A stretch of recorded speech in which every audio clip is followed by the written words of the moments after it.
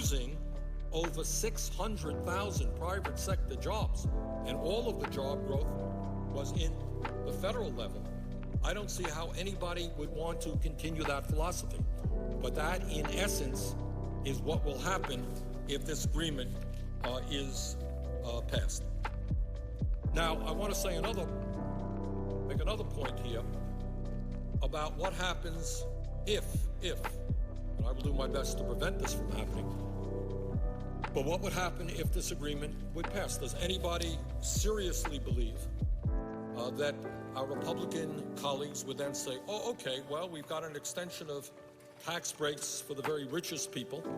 We've lowered the tax rate on the estate tax. Those are good victories for millionaires and billionaires, and we're going to go home now. We're not going to continue the fight. I don't think so. I don't think so at all. We're already hearing soundings about where our Republican friends want to go. The president put together what I thought was a very poor deficit reduction commission. I thought that the folks on it were not reflective of the American people. I thought there was a very much big business, corporate partiality there. And the initiatives that came out of that commission, which fortunately did not get the 14 votes they needed, suggest to me that those of us who are concerned about protecting the needs of the middle class and working families, we are going to have to be pushing back pretty hard for what's coming down the pike. I think that what we will be seeing is that if this proposal negotiated between the president and the Republicans is passed, what you will be seeing within a few months are folks coming here on the floor of the Senate, and this is what they'll say. They'll say, you know what? Deficit is high, national debt is too high, and yes, oh yes, we drove the national debt up by giving tax breaks to billionaires, but that's the way it goes. But we're going to have to deal with that national debt. And then the Republicans will tell us we have a great way to deal with it. We've given tax breaks to billionaires, but now what we're going to have to do is start making deep cuts in Social Security. And that Deficit Reduction Commission started paving the way for that. Very substantial cuts in Social Security. Maybe we'll have to raise the retirement age in Social Security to 69 or 70. Maybe we'll have to make cuts in Medicare. Maybe we'll have to make cuts in Medicaid. And I think we're beginning to see in the state of Arizona now what goes on when you make deep cuts in Arizona, in Medicaid. In Arizona right now, there are people who are in line who need transplants, who will die if they don't get transplants. And in Arizona, as a result of legislation that they passed there, they're saying to people, young people, sorry, we can't afford to give you the transplant, and you're going to have to die. Well, is that what we're looking forward to seeing all over America? I certainly will do everything I can to prevent that. We're certainly going to see attacks on environmental protection, on education. Some of us believe that if this country is going to prosper, succeed in the global economy, we've got to have the best educational system in the world, from childcare through college. Right now, it is extremely difficult for middle-class families to send their kids to college. Does anyone have any doubt whatsoever that our Republican friends are not going to come back here and say, we can't afford to raise Pell Grants as we have in recent years. We can't afford to support working families who are having their kids in childcare. Cut. That isn't fairness to them. They've been pretty honest about it.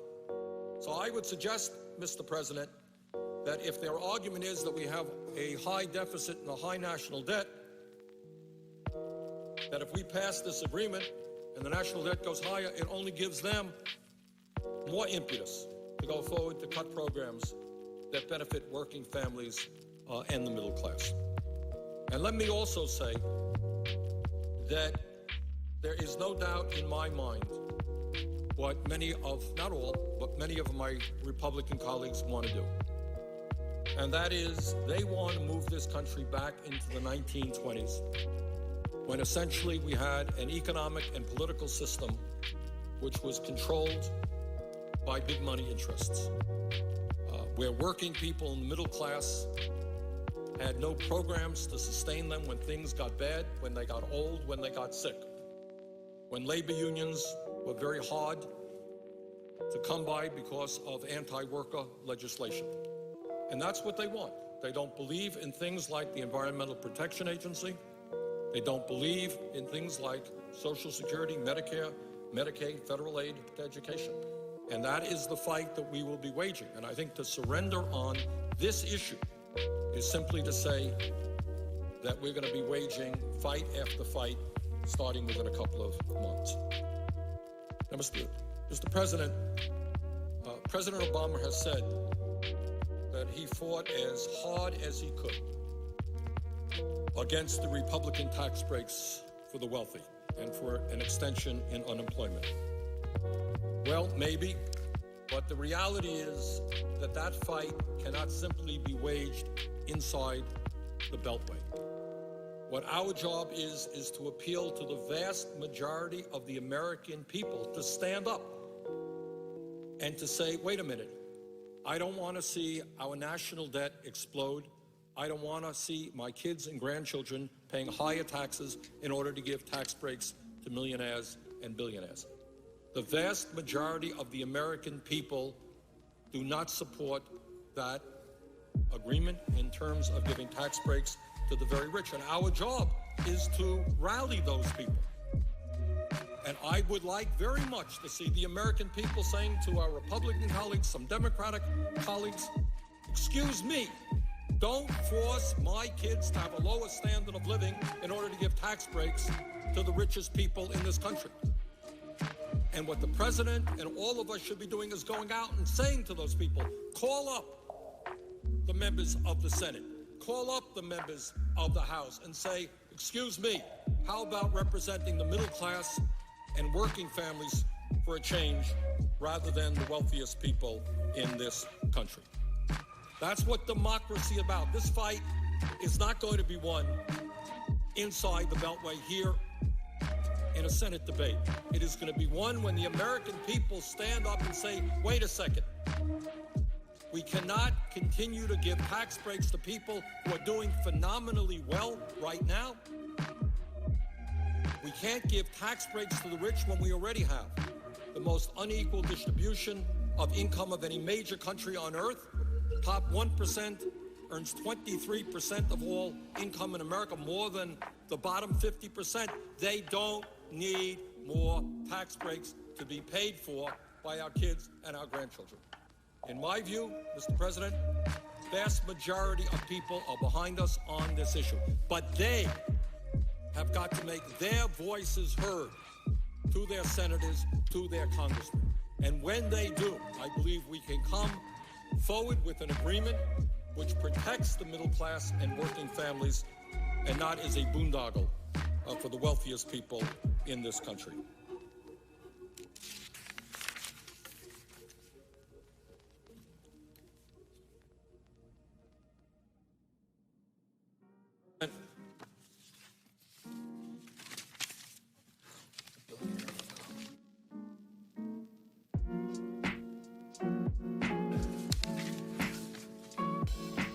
It is important to put the agreement that the president struck with the Republicans in a broader context. You can't just look at an agreement unto itself.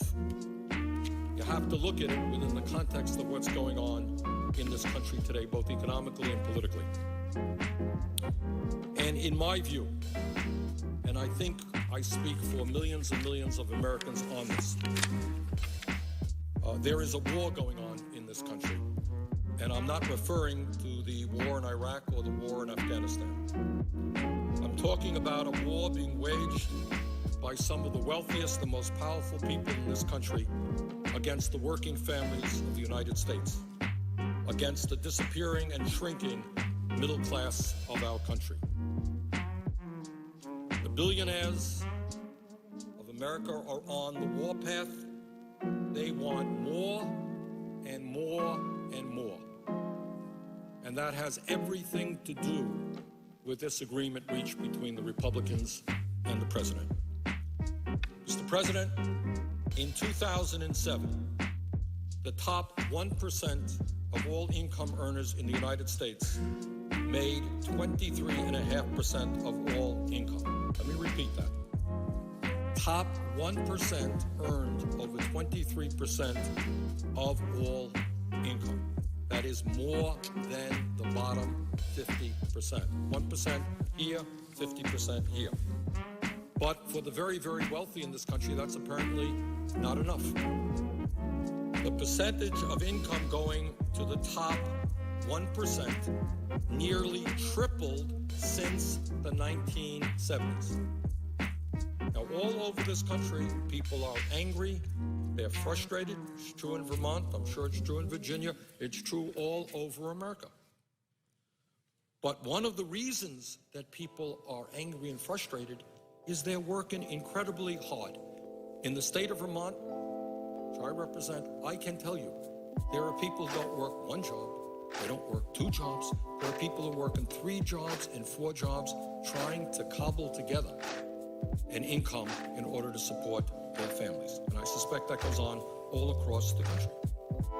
But people are working harder and harder. In many cases, their income is going down. And the fact is that 80% of all new income earned from 1980 to 2005 has gone to the top 1%. Let me repeat that because that's an important fact. And I think that explains why the American people are feeling as angry as they are right now. They're working hard. They're not going anyplace. In some cases, their standard of living, many cases, actually going down. 80% of all income in recent years has gone to the top 1%. Richest people become much richer, middle class shrinks, millions of Americans fall out of the middle class into poverty. But that is not apparently enough. Our friends at the top who have a religious ferocity in terms of greed, they need more, they need more. It's like an addiction. 50 million is not enough. They need 100 million. 100 million is not enough. They need a billion. Billion is not enough. I'm not quite sure how much they need. When will it stop? Today, in terms of wealth as opposed to income, the top 1% now owns more wealth than the bottom 90%. You know, Mr. President, we went to school and we used to read in the textbooks about Latin America, for example, and they used to refer to some of the countries there as what they call banana republics, countries in which a handful of families control the economic and political life of the nation. Well, I don't want to get the American people too upset, but we are not all that far away from that reality today. Top 1% has seen a tripling of the percentage of income they earn. Hello, everybody. Since 1970s. We're back. Top 1% owning 23% of all income, more than the How's everybody doing? 50%. We were once again Top posting. 1% I'm a little now late, owns sorry about more that. wealth than the bottom 50%. That's not the foundation Yeah. of a democratic What's society. happened That's the recently? foundation for an I oligarchy. hope everyone's doing society. well. But I'll pause this. Hope everyone's doing well. There's a couple things we can talk about. There's a new Contra video. What's bopping? Nothing much. What isn't bopping actually is the better question. There's a new Contra video, which I'm gonna watch. There's also updates about Kosovo and Serbia both recognizing Jerusalem as the capital of Israel, which is like an absurd sentence. I feel like it's weird that Kosovo is the first thing that Israel and Kosovo are agreeing on is that Israel's capital is in Jerusalem. Essentially, that the two-state solution shouldn't exist. Yes, we watched the Mia Mulder video. She showed up at the very end, very last minute. The rare Serbian bad ethnic position. Yeah, totally. Super rare. Super rare. Never happens. Hello, Anvelites. How's it going? Oh, fuck. Yeah. Let's look at that first, and then we can... Oh, yeah, Trump is also talking. Oh, he already talked. We can do that. Probably first, I guess. The frickin' Cheeto in the White House. In case you've forgotten, folks, there's a Cheeto in the White House. Let me open this. Hold on. Berlusconi is ill? Is he still alive? I didn't know he was still going. Hold on. There we go. Open the window so I have more light.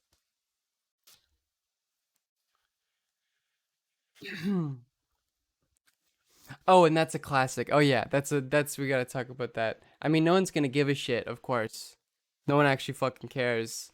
But yeah, Trump saying the people who died in war are losers and suckers, and then saying that he doesn't want physically disabled veterans in his like military parades because he's like, folks, it looks bad. It doesn't look good. Folks, they're the ones who lost. They're the ones that fucked up. Um, which is like, I think further evidence that Trump can go literally against all of the ostensive values of like conservative America, and they don't give a shit. He's still their guy.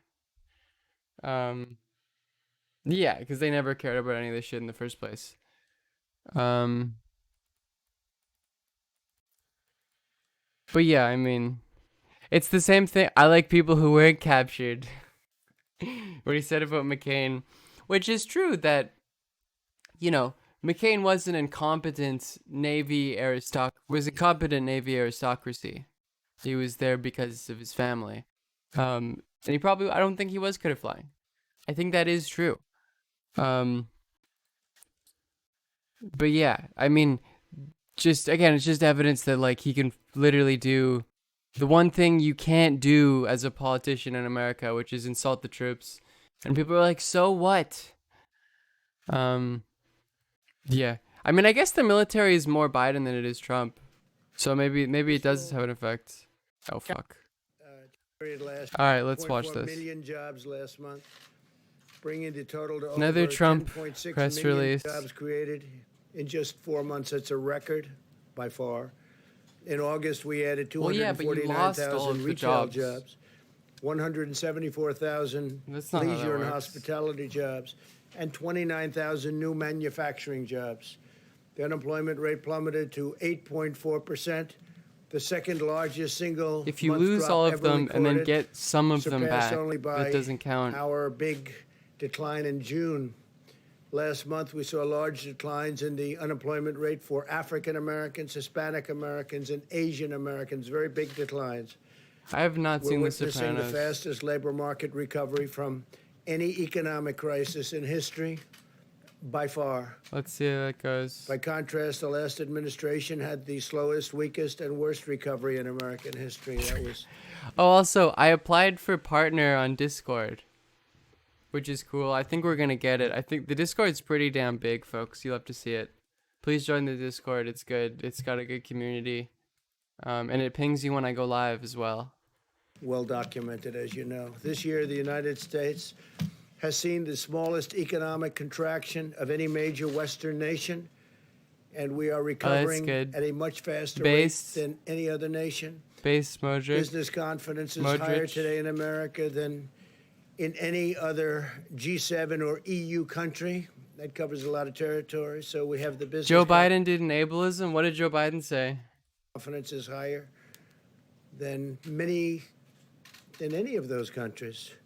In July, retail sales not only recovered, but reached a new all-time high. So think of that. Retail sales, that's a very basic statistic, and it's a big statistic. It not only recovered, but reached the Not enough P highest level filter? ever. We're not doing... That was a Auto temporary sales have surged change. to an incredible 74%. No more P Since filter. their April low, and are nearly back to their pre-virus levels. And that's been a tremendous thing. Used cars and new cars have Yeah, I'm been sorry, it both feels doing bad. incredibly well. Mortgage applications were 27% How do we unlock it? higher in Give me 20 gift subs and I'll do the whole stream on the P filter. August than during the same period It's kind of a little bit unpleasant to do it because it's like a yellow last light. year. That's Home the builder price. sentiment reached the highest level on 20 gift record, subs. indicating that more And we'll do high-paying P filter construction the whole jobs stream. are on the way. Home building has been great, and lending has been really incredible. U.S. manufacturing activity reached a 19-month high. I also in added August. an emote. Haha. While my administration has fought every day to restore prosperity, however, Nancy Pelosi and the Democrats in Congress are holding additional China virus relief hostage to reasons that nobody understands. I guess I do. I think I understand. It's called politics.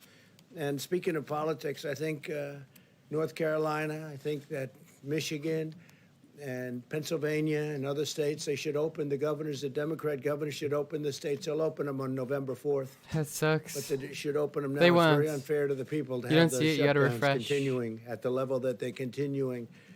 Democrats are insisting on a massive taxpayer bailout of badly run blue states, stimulus checks for illegal aliens, and the mass Based. release of inmates from jail. They want to release Based. a lot of That's inmates. Some of them You're gonna for get very corona serious and reasons. They fucking want to die. release them from jail. They want that They as should- part of a they should be able stimulus to be package. Can you released. believe it? It's Yeah, time it's for the pretty Democrats sensible. in Congress to start working across the aisle and put the American people first. Now, we have $300 billion in an account that we didn't use, $300 billion, and we are willing to use that. I would be willing to release it, subject to Congress, and use that as stimulus money, and it would go right to the American people. So we Which have emote did I $300 remove? billion I sitting think it was in an this account one. that Yeah, we didn't Spark. need because things are going so well with the economy. But it would be a very appropriate thing to release that to the American people. And Yeah, this is fairly I'm boring willing today. To do it. All we need is a sign off. But that doesn't mean that we're going to release prisoners, some It's in the very hospital and in jail. vicious didn't get people, corona. actually. We're not going to put them on the streets like the Democrats. Oh, well, want that's us to. good that you didn't get corona. And we're not going to give stimulus you're doing checks to good. illegal aliens. They came into the country illegally, and now we give them a check. Yeah, we they want deserve to give it. the checks to the American people. So remember, we have $300 million. It's there. We don't need the money. We don't need anything. Just let that money get released to the American people.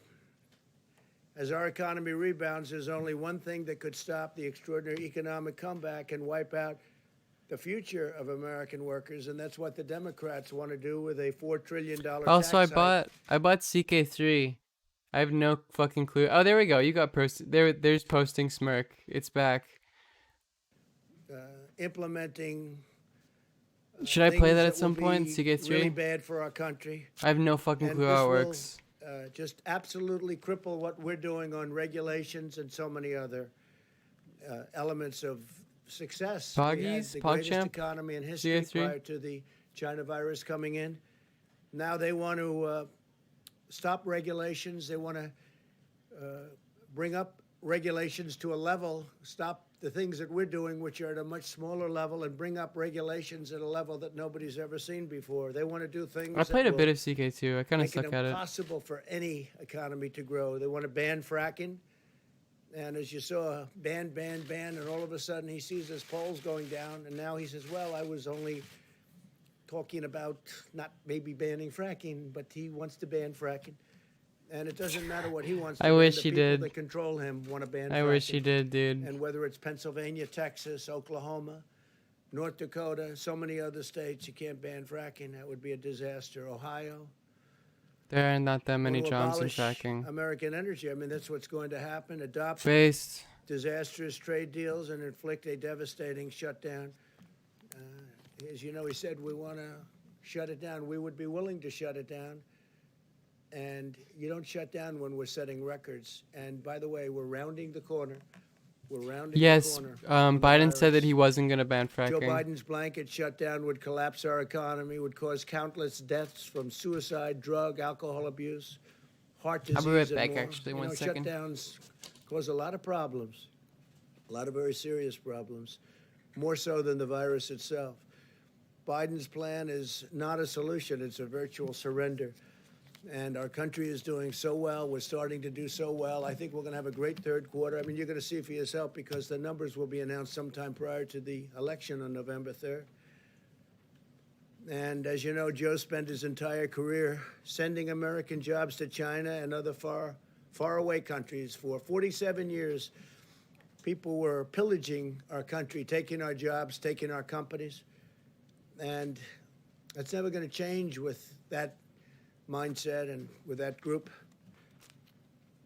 Biden is not going to be standing up to these foreign countries. He's not going to be standing up, maybe more importantly, to the people that run the Democrat Party. He doesn't have the strength to do that. He refuses even to condemn Antifa, a bad group, a far-left domestic terrorist organization. He doesn't want to say anything bad about it. His plan to appease the domestic terrorists is the exact opposite of what I'm doing. And I think you saw that last night. Yesterday, the U.S. Marshals, we sent them in, U.S. Marshals. We were waiting for local. Can you play as Greater Serbia to in take care of CK3 it. based? They didn't do that, so the U.S. Marshals went in, law enforcement. They took down the Antifa member who murdered a man in the middle of a street. in Oh, is he Portland. bragging about that The now? suspect was killed after drawing a weapon when officers They're bragging attempted about- to take him into custody. They wanted to take Awesome. him in. The U.S. Marshals, Oh yeah, this shit is like Gladio incredible people. stuff. So I want to thank them Some like killing the person who killed JFK for thing. their strength, their bravery. It's really weird. If you look at the dude who was killed isn't like a. It looked like all his posts online were like fake Antifa shit. And I really It was do very wish that weird. the We can go over this. mayor of Portland and the governor of Oregon It was would very strange. get going and stop the crime in that city. Be so easy to do. Well, we're focused on creating good-paying jobs. The radical left is focused on unleashing really violent mobs, and you see that whether you're Classic left conservative thing or to do. liberal, Republican, Democrat, or independent, we must all agree the need for peace and order and safety. Under my administration, law enforcement is conducting arrests nationwide of rioters, looters, and domestic terrorists. The reasons we didn't put Chicago into our list, where we're holding back funds from some of these states and cities that are doing such a poor job, such an incompetent job, a job that nobody can even imagine how bad. And we're holding it back until they get their act together. And we are having a lot of people in Chicago. He's just right a now, boomer. and Portland notice DSA had that their extensive numbers are going contact with him for months. Does that matter? Like, down rapidly. But we have yeah, he was we've deployed a lot pretending of theoretically. federal law enforcement inside of Chicago, and they're taking out quite a few people, and they're being arrested. They're being put in jail, and that's why you see those. I don't know numbers if going down. that- That's why you see that. I don't know if being in the DSA is like a defense in this situation, With right? respect to the mayor, we did not hold back funds in Chicago. I mean, there are guys like New that. York is experiencing a tremendous Certainly. crime wave. In some cases, up over 300%, But and they have to it's do sus. something quickly. I mean, we'll never I know spoke to probably, Mayor so it doesn't Bowser, and matter. She's willing to do whatever is necessary. We had a very good talk with her. That's in D.C. And the other places, they speak for themselves. We're working with the state and local authorities to comb through hours of videotape, identify and arrest suspects, and prosecute lawbreakers. We've already got over 300 in jail. And we have tremendous evidence, and I want to thank the media for helping us out, because they're taking different angles. We have it from every different angle. You can't probably have any better than what we've got. We see it from the sky and the ground, Oh, and jank tweet. from the right and from the left. Is So this when the they say old they one? didn't do it, we Yeah, say, this, well, this is a classic jank tweet. Classic. This is my nephew's built like a brick. When was this? March of 2013. Ladies in LA, where you at? That's hilarious. It's a classic. This is before he stole the leftovers. So he's still shouting him out. it's this. So we get that from the media free of charge. Under Operation Legend, we've surged federal law enforcement to cities plagued by violent crime. The initiative has already resulted in tremendous success, and nationwide, we have over 2,000 arrests, and we don't talk about it too much, but now we might as well. That's bad. So we've arrested over 2,000 criminals. They're criminals. And in a single month, murder rate in Chicago, as you know, and as I said, it was cut in half, actually. So on the China virus front, the nations of Europe have experienced a 38% greater excess mortality than the United States. 38% more greater excess mortality than the United States. A lot of you don't want to report that. And if we took New York out of the equation, there's nobody even close. The job we've done is incredible, and we don't get any credit for it, but we've done an incredible job. Through Operation Warp Speed, we have 3 vaccines in the final stage of clinical trials. That's Yesterday, true. Pfizer announced, I just spoke to the head of There's Pfizer. been no results of Great the guy. stage 3 They trials announced yet. that it expects to have the results of its trial very, Fi- very shortly. Pfizer is just saying that, by the way. Next month, but very shortly. We remain on track. Yeah, to we can deliver skip the that questions. Third, a lot of people in agreement. That I wanted to ask you about agreement. That was Ukraine. I hope it's doing a very good skin about Russia. So we have proliferation done. It's been very well received, It's hard to and tell. we'll be having other countries announcing soon they're joining that. And Russia, important third. I don't know at the number. What I'll happened just with do- the China virus? I'll Look at start what here. they did by I'll not start keeping here. that within the confines of China. I think we They missed some should have kept it questions, in but the confines of China. Look what they've done to oh yeah, because if it 188 happened in countries all over America, the world, but you never ask it about definitely China, would have you always fucking asking spread about everywhere. Russia. So I would be very there were 10 new cases of coronavirus in like all of fucking mainland China in the last week. There's a big problem with the Chinese vaccines is they don't have anyone to test their vaccines on because there's no one who has coronavirus in China. angry if that's the case. So we'll take a look at the numbers and the documents because we're going to be sent a lot of documents over the next few days. Mr. President. Mr. President. Please, in the back. Thank you, Mr. President. During the conventions, thank you. During the conventions, Kimberly and Don Jr. had an outreach to the Indian Americans community with a video. There's called no way Four Trump knows what the fuck he's saying right now. More Years for You, which has gone viral among the Indian Americans in the battleground states.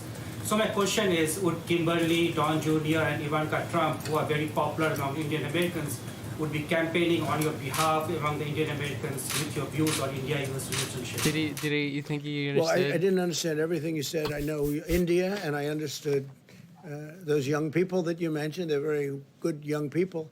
And I know their relationship to India is very good, and so is mine. And Prime Minister Modi is That's a friend so of mine. funny, and man. He's doing a very good job. He Nothing easy, totally did not nothing get the easy, but he's question at doing all. A very good job. We're talking. I mean, while we're at it, we're talking about China and India. Going at it pretty good on the border, as you know. They're going at Very it. nasty, They're going at it very at the nasty border. Situation. And we stand ready to help with respect to China and India. If we can do anything, we would love to get involved and help. And we are talking to both. The question was about whether his kids, who I guess are favored in India, do Indian Americans like Donald Trump's children? Whether he's gonna countries about get them to do campaigns that. But I to appreciate get the your nice Indian American sentiments. vote. They think a lot of India, and so do I, and I think a lot of your Prime Minister. Thank you. So my question was about Indian Americans. Do you think they are voting for you?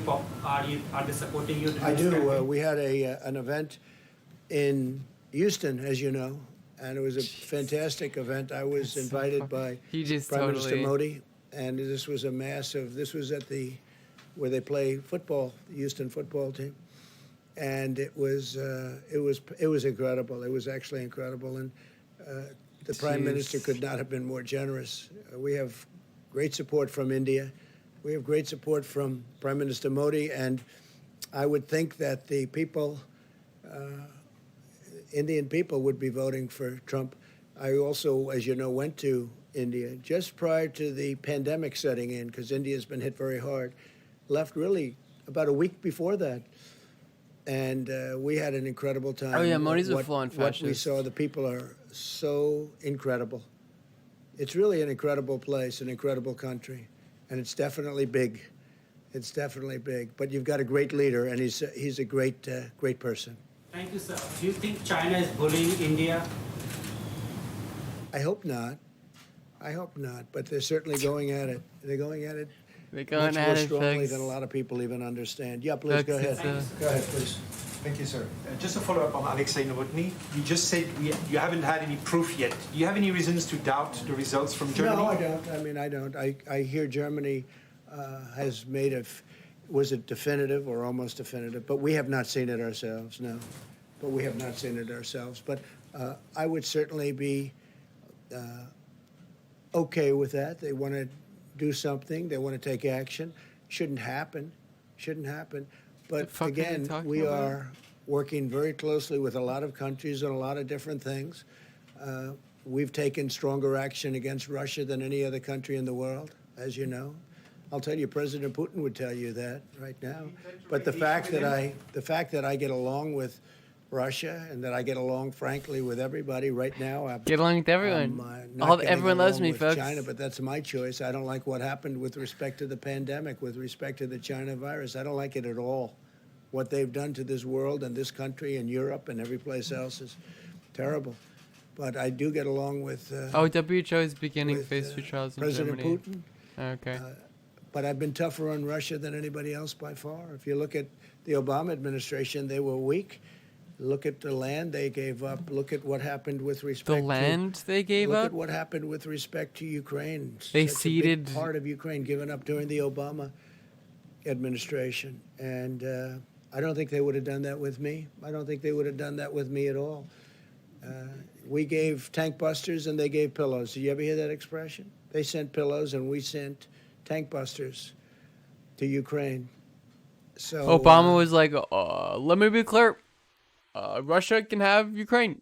But with that being said, if we can do a nuclear non-proliferation agreement, that would be a great thing. No, but I would not be at all happy if that were the case. And it looks like it might very well be the case. I mean, based on what Germany is saying, that seems to be the case. John? Mr. President, I just want to ask you about something you said a while back that's been talked about many, many times.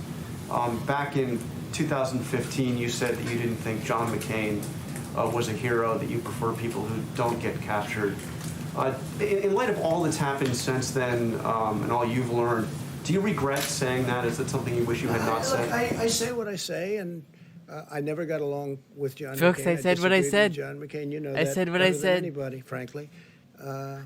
I wasn't a fan. I'm a messy bitch. I What's the disagreed problem? with many of his views. I disagreed with his views on these ridiculous, endless wars. I disagreed with the way he handled the vets, the VA. The VA is running much better now, and we did with the Mission Act and the accountability and all the things we've done for the VA. It was McCain and Bernie that passed the VA bill that he always brags about.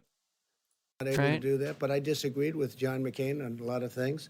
That doesn't mean I don't respect him. I respected him, but I really disagreed with him on For a lot sure. of things, and I think I was right. I think time has proven me right to a large extent. On this notion of people who want to capture, He died of brain cancer. What do you mean? Earlier in the statement that you read before questions, you spoke about how you believe that we're, as you put it, rounding the corner on the coronavirus Yeah. He was doing a pandemic. bit. You said that yesterday as well, and I think everybody would love to see the pandemic come to an end. There's no doubt about that.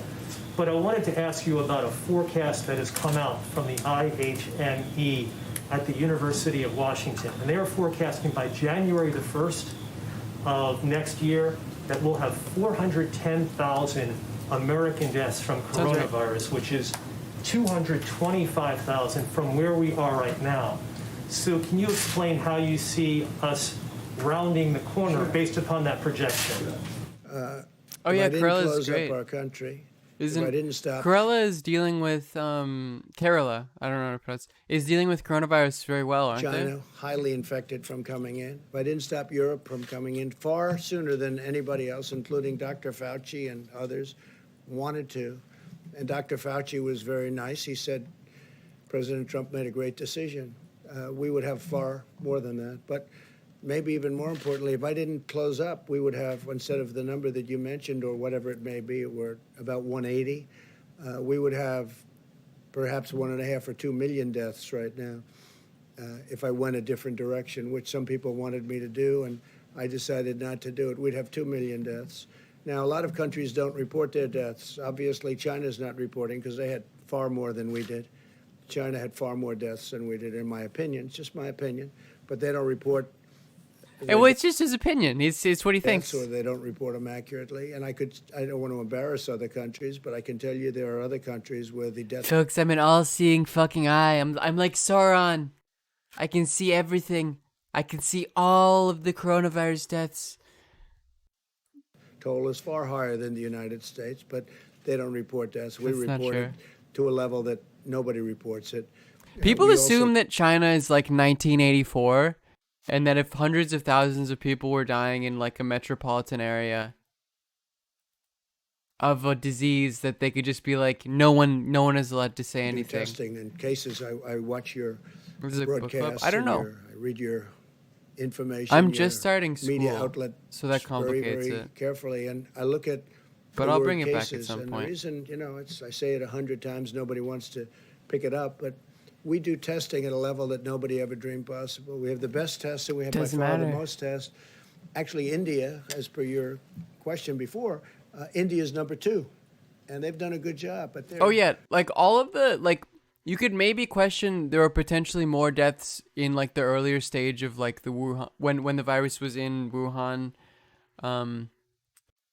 than was reported. Yeah, like the urn shit or whatever. Remember, like all the urns. But the main like how Corona is happening right now with an incredibly minimal amounts of cases, is like what's happening in China. There's no real meaningful, there's no rational argument that China is like incredibly fucking this up, and all throughout the countryside there's like threats of coronavirus and like that type of shit. That's a purely pathological belief that's like not based in any pure just like, well, China can't be doing something well because China is bad and China is the enemy, so we're just not going to believe that they have the coronavirus under control.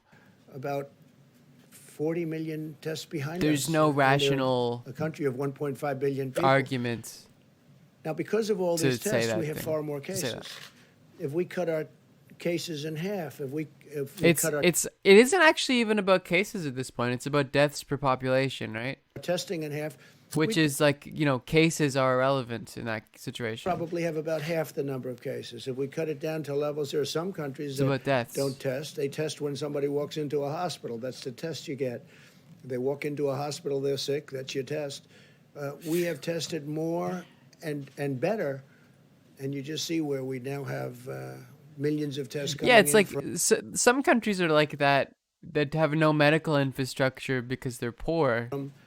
a certain company that's done But a America is the fantastic wealthiest job, and it's nation gonna be in anywhere world from 5 history. minutes to 15 minutes on the spot, very accurate test. But if we had much less testing, no testing, you wouldn't be reporting cases. But you saw this, I don't want to go over the statistics, you all wrote it down, but you see how we're doing compared to the rest of the world. And if you took out New York, which has been a tragic situation, with the amount of people That's a that part of died in the New US. York You and can't in the just simply nursing take out a major state in the U.S. It's still a part of the United States, New York is.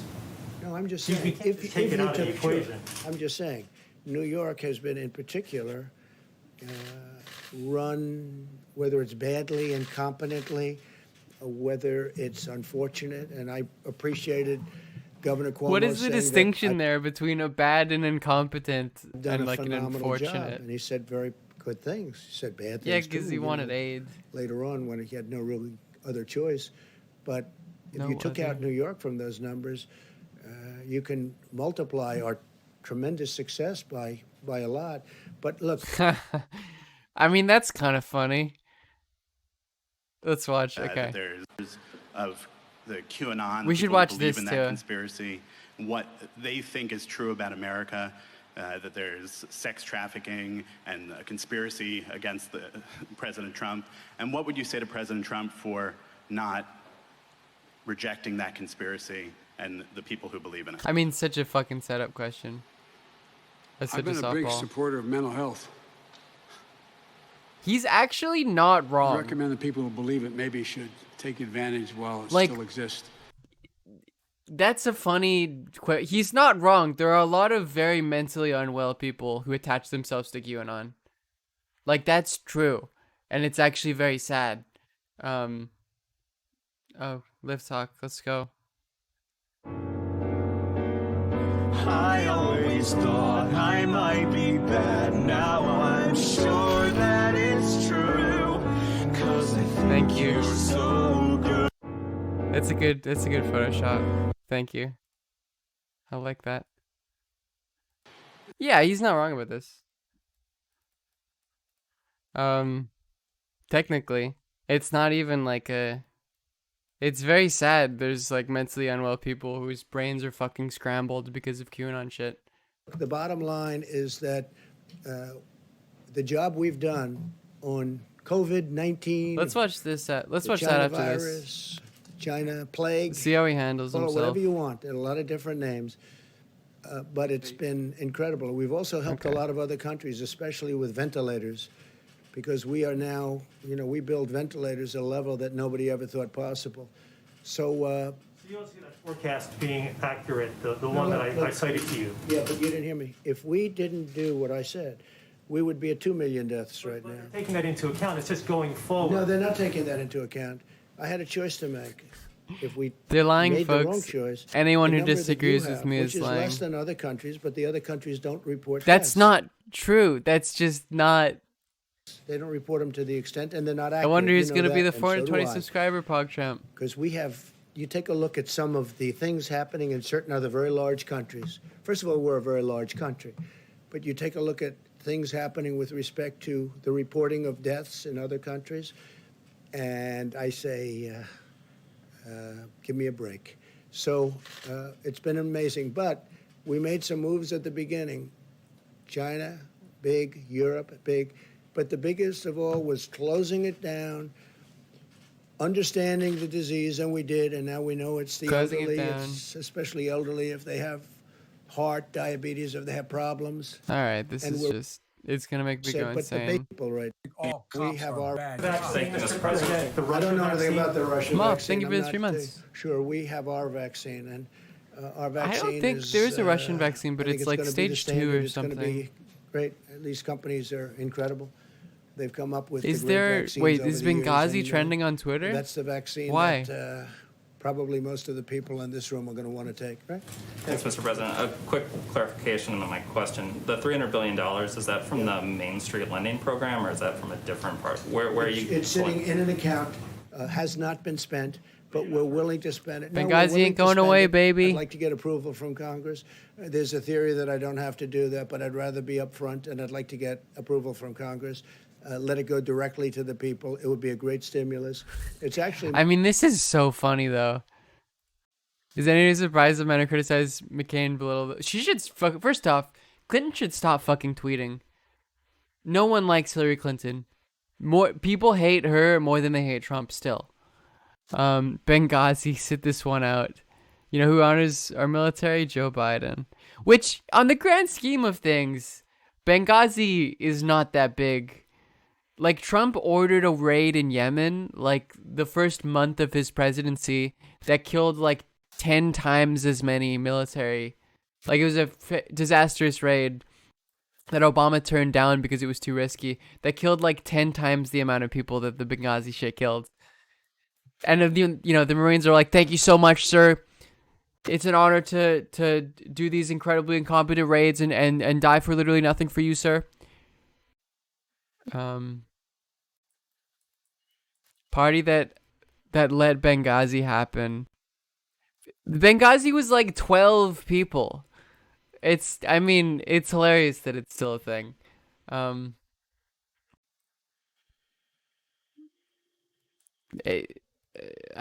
know what? Benghazi ain't going away, baby.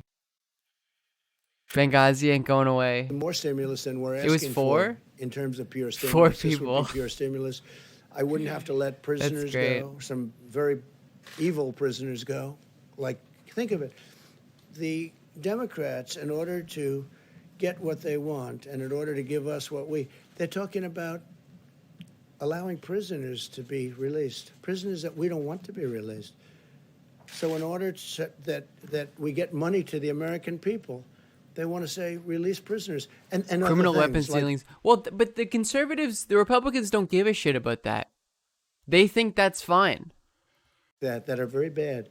And we just can't do that. We don't want to do that. And then They're getting angry because people died, because American citizens died in the thing. to follow on John's question, I know you spoke earlier. I mean, the real thing is, like, America has no fucking business. You know, why did this happen in the About the first Atlantic place? story, and America has no business in, like, Libyan politics. referenced the number of administration officials who have come out to support Well, your. no, we have 11 people. I was just told we have 11 people. There is nobody that feels But that's more not what strongly they about our soldiers, Complain about. our wounded warriors, our soldiers that died in war than I do. It's a hoax. Just like It's a the hoax? fake dossier was a hoax. Just like He the just didn't say it. Russia was a hoax. It was a total hoax, no collusion. Just like so many other things, it's a hoax. And you'll hear more of these things, totally unrelated, as we get closer and closer to election. The magazine is a failing magazine, and nobody called me. Nobody called me from the magazine and said, "Do you have a comment about it?" No, they just write whatever they want to write because they figure you can't get sued. You can get sued, but it's a very hard bringing lawsuits. But we have many witnesses, and it's just a continuation Does of he the remember the witch name? hunt 100% he so doesn't. that it can hopefully affect the election. But the American people are too smart. So whether They're too it's smart, the fake folks. dossier that Their turned out to be a IQs total are too fraud, high. or so many other things have turned out. I've been under investigation from before I even got elected. These people have gone after me more than any president in the United Obama States gate, in history, baby. in the history of the United States. And it's a shame. It's a shame. And despite that, we've done more in the first 3.5 years than any administration. There's been no administration that's done more. When you add it all up, there's been no, despite all of the horrible political games that have been played, but there's nobody that's been able to do what I've done, and that includes the Great Mission Act, because what Obama passed was a joke. It was a joke, and we took it to a level that nobody thought possible, and that includes accountability. So it's a disgrace that somebody's allowed to write things like that. It could have been, a lot of times the sources aren't sources that don't exist, and sometimes the sources are just people that are disgruntled former so-called employees. Well, my question is sort of about that. I mean, the notable voice that's been missing from the denials is your former chief of staff, John Kelly, who was obviously intimately involved in this. How are we supposed to read the fact that John Here's the Kelly thing. hasn't? I know John Kelly. He was with me, didn't do a good job, had no temperament, and ultimately he was petered out. He was exhausted. This man was totally exhausted. He wasn't even able to function in the last number of months. He was not able to function. He was sort of a tough guy. By the time he got eaten up in this world, it's a different world than he was used to, he was unable to function. And I told him, "John, you're going to have to go. Please give me a letter of resignation." And we did that. And now he goes out and badmouths. Now, there are people that are jealous. There are people that are upset that they're not here anymore. There are people that we've done an incredible job. The virus came in, and now we're doing an incredible job again. We're going to build it up bigger than it was before the virus came in. But I don't know that it was him. I haven't seen that. I mean, I see anonymous, but it could have been a guy like a John Kelly. Because he was, just so you understand, he was a very, you look at some of his news conferences, what happened to him. He got eaten alive. He was unable to handle the pressure of this job. This job was a tough job. Mark Meadows doing a great job. But Kelly was unable to do that. And as far as that day, I mean, we have so much proof as to going to I went to Paris and the environs, and I was all set to go. They had a rainstorm, the likes of which you've rarely seen. The fog was so great. It was as dense as I've ever seen, and I almost knew that you couldn't use the helicopter. And because they had to drive through, I guess, certain parts of Paris, the Secret Service, who, by the way, we have people here that were on the trip. They're writing a report. This is slam poetry, unable to even think about it. And I said, nope, I want to go. I insist on going.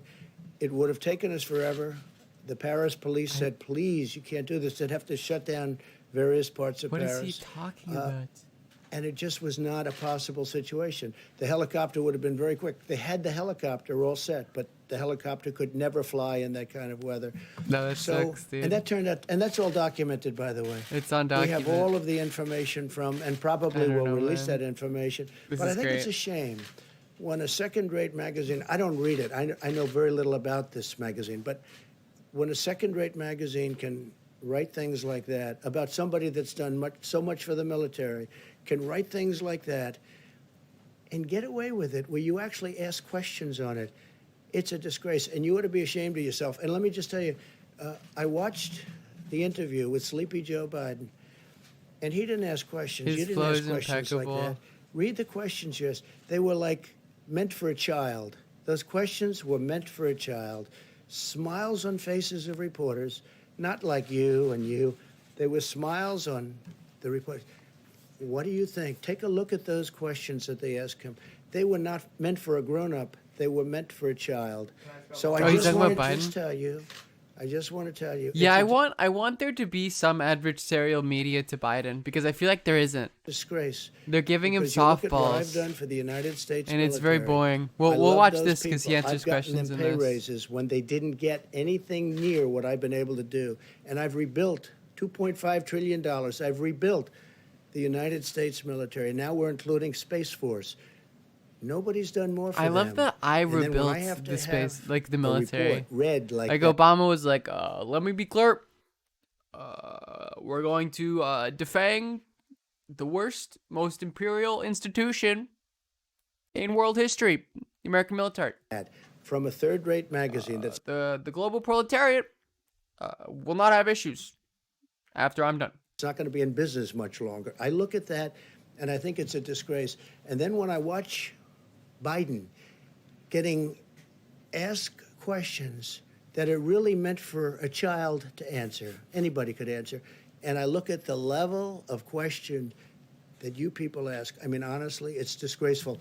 I mean, so I want to thank you all very much. We appreciate not it. wrong. And we're doing very well. They We're give him very, some very softballs. proud. Okay, let's watch. So we watched Trump. Let's see how Biden's doing now, because we don't get to see too much of Biden. Sort of mesmerized. I was walking out of the office It's a good start. listening to an interview of It's a good start. former General Barry McCaffrey and Bill Cohen, former Secretary of Defense. And before I begin, I want to speak a little bit to what they talked about and the revelations about President Trump's disregard for our military and our veterans.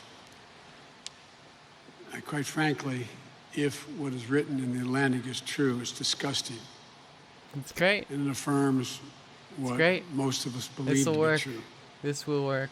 Donald Trump is not fit to be the job of president, to be the commander-in-chief. That's the thing is, it's like no one cares The though. president reportedly said, and I emphasize reportedly said, that those who sign up to alleged. serve Is it alleged? instead of doing something more lucrative are suckers. Let me be real clear. When my son was an assistant U.S. attorney and he volunteered to go to Kosovo while the war was going on as a civilian, Throwback wasn't a sucker. to Biden calling Serbs like what did he call them? Like inbred illiterates. when my son volunteered and joined the United States military as the Attorney General and went to Iraq for a year, won the Bronze Star and other commendations, he wasn't a sucker. The servicemen and women That's he some based anti-imperialism from Donald Trump. served with What is the quote, like all wars are like, young men being sent to particularly those who did die for not like, come home, were not losers. If these statements are true, the president should humbly apologize to every Gold Star mother and father and every Blue Star family that he's denigrated and insulted. Who the heck does he think Joe Biden's talking about Gold Star lesbians now? is? Is it true? Well, We've heard from his own mouth his characterizations of an American He's era right. John McCain as a loser in 2015. They are being tricked. Soldiers are being tricked into like being involved in the, military imperial apparatus. Donald Trump said he was not a war hero. I like people who weren't captured. I forgot he said that. Well, good That's for no one, because no one gives a shit. him. It's like such an explicit the one thing you're not allowed to say in American politics, which is that you hate the troops, and he did it, and no one his cares. dismissal. No one gives a fuck. The traumatic brain injuries suffered by troops serving in Iraq Doesn't give a shit. as mere headaches not too long ago.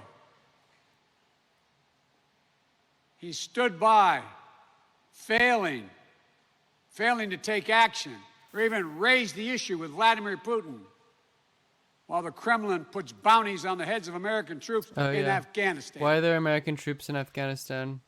It's a sacred duty. And you're tired of hearing me say this. Those who've been covering me for years know. I get in trouble for saying it. I don't know. When say did it he say the again. headache thing? We have many obligations as a government. We only have one truly sacred obligation. It's to kill brown people in the Middle To East? support those who we send into harm's way, Yeah. care for their Okay. families while they're gone, and care for them when they are home. That's the only truly sacred obligation a government There's has. nothing sacred about American warmongering. Duty, honor, country. These are values that drive our service members. It's an all-voluntary outfit.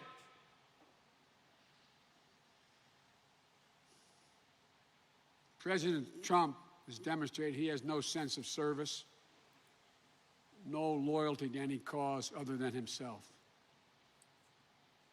If I have the honor of being the next commander-in-chief, I will ensure that our American heroes know I'll have their backs, honor He is doing fine here, though. and those who've been injured. This is a coherent be speech in so far. military parades. Oh, that was crazy. I mean, because, it is ableist, certainly. Where Trump didn't want, physically disabled troops to be in his parades because it ruins the aesthetic. Makes it look gross. And always That's caution crazy that he not to just lose said my that. temper. This may be as close as Again, no one gives a shit. No one fucking cares.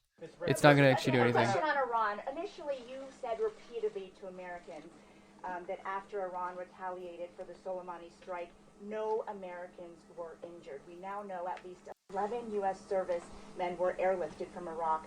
Can you explain the discrepancy? No, I heard that they had headaches and a couple of other things, but I would say, and I can report, it is not very serious.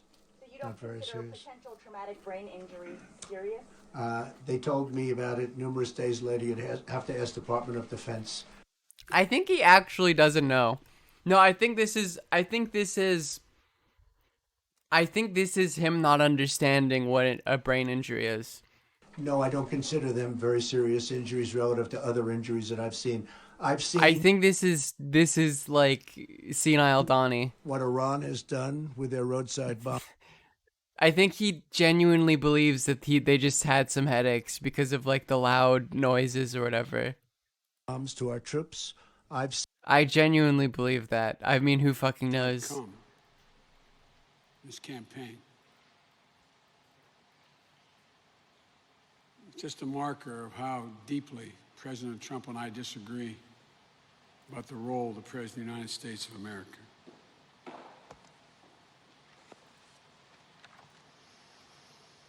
You know,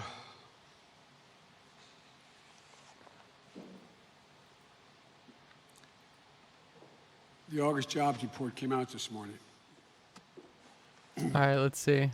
I'm grateful for everyone who found work again and found a glimmer of hope that brings them back from the edge. But there is real cause for concern as well. The pace of the job gains in August was slower than July, significantly slower than in May and June. More and more temporary layoffs are turning into permanent. Jeez. The layoffs. 28 million people have filed for unemployment. And after 6 months in the pandemic, like again, that's not his stutter. That's not his stutter coming back. That's like senility.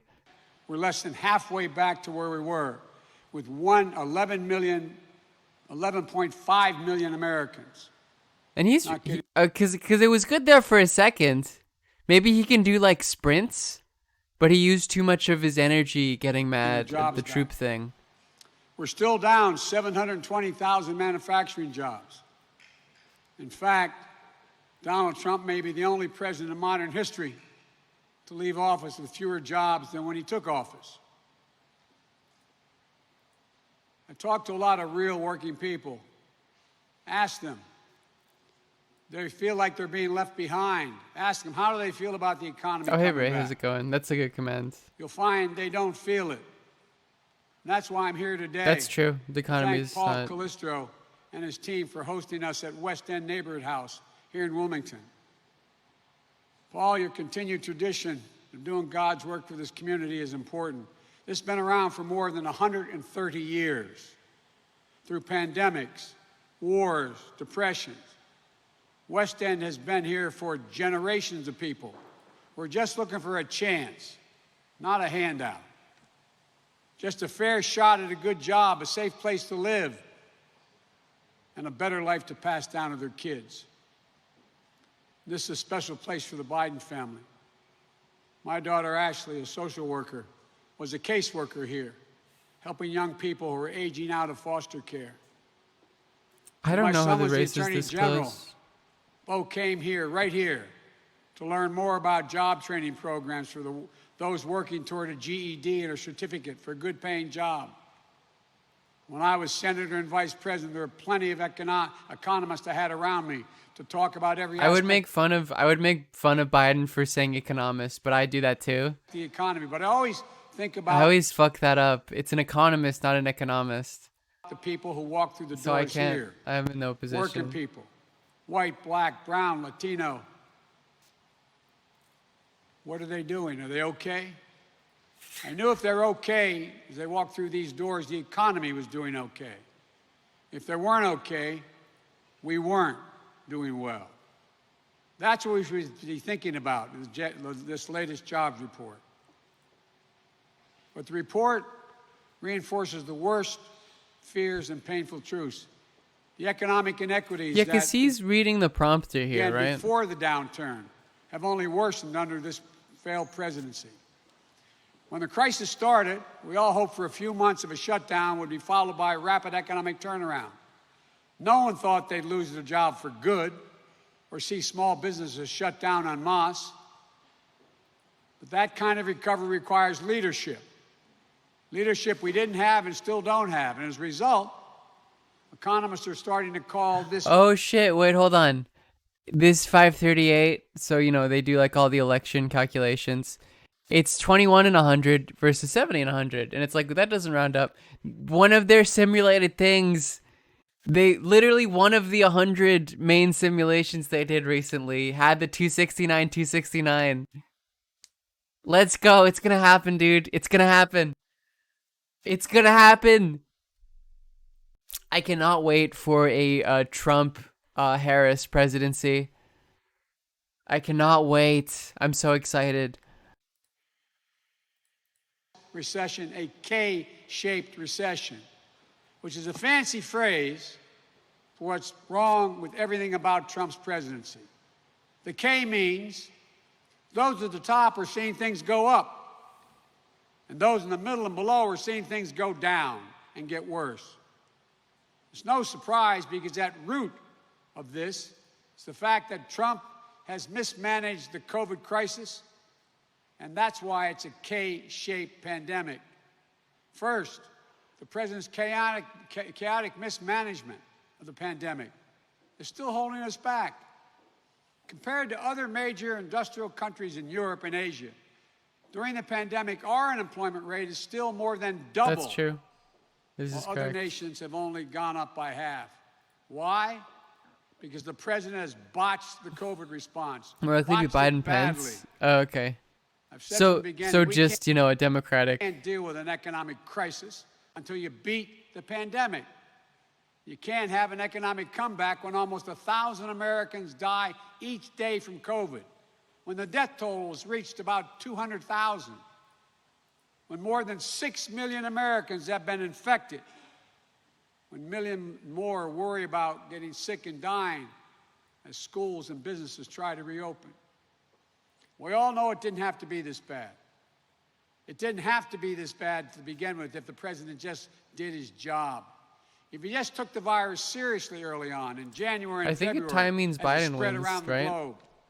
If he just took the steps we needed back in March and April to institute widespread Yeah, then testing Biden and immediately tracing dies. to Yeah. control the virus. And then it's a If he Pence provided presidency. clear national scientific-based guidance to state and local authorities, if he just set a good example, like social distancing and wearing a mask, it's not too much to ask. But it's almost like he doesn't care. He doesn't affect him because it doesn't affect him or his class of friends. Anyone with a big enough checkbook can get rapid tests on demand. If you don't, you might have to wait in line for hours and wait for weeks to get your result, if you can get them at all. If you have the kind of job where you can work from a laptop at home, remotely, That's me. risking getting COVID is very small at work. This job report shows that 37 million people. Pence is fairly reported far right. teleworking in He's like a August. psycho But if you work in an assembly line, fundamentalist. or checkout counter, or meat packing plant, or drive a truck, or deliver packages, you're at much greater risk. And the job report shows that more than 27 million workers reported that they couldn't work or lost hours because their employer had to close or lost business due to the pandemic. If you can hire a Some of private this isn't. I mean, I think I would say that Biden, they probably did take up some, like, semi-progressive rhetoric and policy positions or have a live-in because they realized, and you know, this is all campaign promises, so who fucking knows? Like, they realized that having like running a center-right campaign against a far-right campaign is like absurd. childcare. We're watching Balance Contra after being this, a yes. parent and remote schooling. If you can't, That's your incredibly job fucking stupid. and be a teacher all at once. Jill and I have held briefings on reopening of school safety 2 days ago. Asking the question is, we hear so many parents. Oh yeah, call but yeah, and he fucked up with COVID. It's a fairly accurate us. analysis of that. educators as well. Each state gets one vote from the who House, feel but then a like vote from they're the in overall an House. impossible Oh, okay, so I situation. would. What are they supposed to do with our children when the president has made it so hard for schools to reopen safely? What's the alternative when it's devastating to keep them isolated from their friends? Trump and their Harris is the support funniest system? outcome, though. Absolutely. I also said earlier this week, to the shock of many, that we lost more cops this year to COVID than on patrol. It's a reminder how an already dangerous job, law enforcement, has gotten more. Proportionally, law enforcement isn't actually that dangerous. There are a lot more dangerous jobs in terms of like proportion of people who die on duty. It's relatively low in the. Because of Trump's mismanagement. What may be just as shocking is many other jobs have also become dangerous due to COVID. Being a healthcare worker is now Yeah, more every dangerous public than job ever. is We've far more lost dangerous. hundreds of them this year because they weren't protected from COVID on the job. Being a meat packer. Well, I mean, if more cops have died of COVID than have died of like during active duty or whatever, is that only a military thing? I guess it still applies. Then that means that like most essential workers now, the risk of COVID makes your job more dangerous than and bear with me here because it's taking me a second to get through this thought. Than cops before coronavirus. Like it's more dangerous for you to work as an essential worker than it was for cops before corona.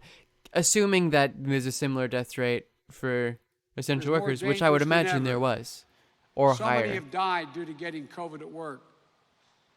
Work for waitresses and waiters and transit workers, all have become more dangerous, with so many dying of COVID. Ladies and gentlemen, no matter what he says or what he claims, you are not safer in Donald Trump's America. You're not safe in Donald Trump's America, where people are dying at a rate last seen when Americans were fighting in World War II. Oh yeah, there's literally, I mean, this article, top 20 most dangerous jobs. Cops are not on here. Sailors, pilots, paving operators, transportation workers, roofers are far more dangerous jobs than cops. Donald Trump's malpractice during this pandemic has made being a working Doing American DoorDash, you've seen more people with life or death guns work. pulled on you. Jesus Christ. And while there's a disproportionate impact on Black, Stay Latino, safe. and Asian Americans and Native Americans working class communities, white working class communities are being hit hard as well. Opioid deaths, for example, are up during the pandemic. Another crisis that Trump continues to Oh, awesome. ignore. Can someone, if anyone's watched the All Gas No Breaks, please let me know if there are like stuff, because we can watch that too. Trump and his friends have strong Or views TOS about stuff. what the rest of America should do. Quote, cut unemployment benefits to force people to go back to their jobs, end of quote. Defund Social Security and eliminate Obamacare in the middle of a pandemic, end of quote. Reopen public schools without resources or guidance. Reopen Main Street business without protection for workers so corporations can continue to soar. This is their plan. Second, and similarly, the economic pain remains unrelenting for millions of working people of every race and background who aren't getting relief they need. Meanwhile, wealthy are Seems doing okay. just fine. It's probably fine. Some better than ever. This divergence in fortunes is unique to any recession in recent memory. And the painful truth is, we just have a president who just doesn't see it. He doesn't feel it. He doesn't understand. He just doesn't care. I don't know why Thinks if the it's stock funny to market look is at him up, say that. that everything's fine. I mean, this is true. If his wealthy friends and donors are doing well, I mean, he didn't write everything's this, doing well. obviously, but this is If fine. corporations see their valuations rising, then they must be hiring. But the best economists know what I know. I've learned growing up in Scranton and Claymont, Delaware, up the road. Places where folks aren't invested in the market like wealthy Americans. A measure of our economic success is the quality of life. Love economic American success. Love to be economically If your stock successful. soars, families teeter on the brink of hunger and homelessness, and our president calls that success. What does that say about what he values? He's right. When you see the world That's in such true. a narrow prism, it's no wonder he doesn't see nearly 30 million Americans on unemployment. 1 in 6 small businesses that are closed right now. He doesn't understand what life is like for people walking by their boarded up shops. Educators afraid that doing their job, that job they love, will bring the virus home to the people they love. Or a parent searching for health insurance now that the furlough has turned into a layoff. It's no wonder he doesn't see the single mom forced to wait in a 3-hour food line. So for the first time in her life, Oh, did he grow up in the she can place feed her that the family office because she's is now part of the like 1 in set 6 in or whatever? households with children that don't have enough to eat. This says a lot about our He wants us to society. believe that we're doing better. To keep it up and not notice that this remains the worst economic situation since the Great Depression. And our country faced a historic divergence That's true. in our way This of is life. why it's so absurd to think about Trump winning right now, because like people's lives are not good right now. They're bad. And like it's pretty fairly easy to track that directly to Trump. So, Which gets me to my third and final point, and what the American people really need to understand. All the pain and suffering stems from President Trump's failure to lead, his sheer inability and unwillingness to bring people together. He likes to sign executive orders actions for photo ops, but they're ill-conceived and could do more harm than good. He says protecting renters from eviction. That's what he's doing. But he's not giving them any support to pay the rent when it comes due. Millions of Americans will only be left with the terrible choice between eviction and living in the streets or paying back rent they simply don't have when there was an answer offered and rejected. He says he's continuing to provide enhanced employment and unemployment His insurance eyes trying to read the teleprompter. but he is cut funny. the amount that everyone on it will receive, leaves them on the edge when it runs out in a few weeks or sooner. He should be doing his job of calling congressional leaders together. All right, let's watch the to get a question deal stuff. and deliver real results for the American people. I mean, this is just This is the first president in the middle of a crisis I've never seen. for a 269 to happen. We only have to have 2016 map with PA, MI, and third of any. Need to switch to Biden. It's kind of likely, so that's why I'm running for two. That would be called funny. Congress into the Oval Office. If I were president, that's Oh, what I'd do, and I'd get it. Okay, here goes. Maybe we should. Angrier about all of this. All right, let's. What's the problem? I mean, nothing. Senator Harris, is your running? Where's the questions? Okay. I mean, this can't. President Trump for. Oh, they I've started said soon. Many times I'll say, with president or otherwise. President Trump for. What would you say to the supporters of the QAnon, the people who believe in that conspiracy, what they think is true about America, that there's sex trafficking and a conspiracy against President Trump, and what would you say to President Trump for not rejecting that conspiracy softball question. and the people who believe in it? Softball ass question. I've been a big supporter of mental health. I'd recommend that people who believe it maybe should take Do you think advantage while it still exists. Do you think he they prepared that for him, or is that like Biden off the cuff? Affordable Care Act. It's bizarre. Totally bizarre.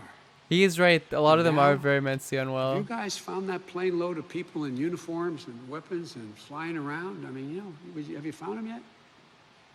Is anybody even from, now, by the way, I respect conservative and liberal points of view in the press. Anybody found that plane? What's what the story? in God's name are we doing? Come on, man. Look at how it makes us look around the world. It's mortifying. It's The embarrassing, Antifa and it's plane, right. dangerous. It's dangerous. He looked proud of it. Maybe he came up with it. If the president doesn't know better, which he Yeah, that was a has good to one. know better, then my Lord, we're in much more trouble than I ever thought we were. It's bizarre. And, this is a case where... Also, yes. I've been The ACA is not nearly fucking enough. surprised, pleased but surprised, with folks I've had political arguments with, like the former governor of Michigan, coming out and endorsing me. All the Republicans are endorsing me. They're rich where I am. That this can't go on. I mean, this cannot go on. It's a deconstruction of a democratic system. They know it. So I just That's how Bernie can win, is if it's 269. I'll conclude with what you heard me say many times before. That's right. The words of a president matter, even a lousy president. It gives succor, it gives encouragement to people who are spouting irrational views that no one has even close to ever presuming or showing ever existed. And it's done for a simple reason. From the very beginning, he's understood the only way he could win the first time and can win this time is he fundamentally divides the nation. Puts the nation, divides us so we're at each other's throats. This is a weird... That's not who we are. American That's history not who we are. has been a division between those who have and those who have not. Those who benefited from, system of slavery, imperialism, colonialism, and those who did not. Thank you, sir. That's American history. And it continues.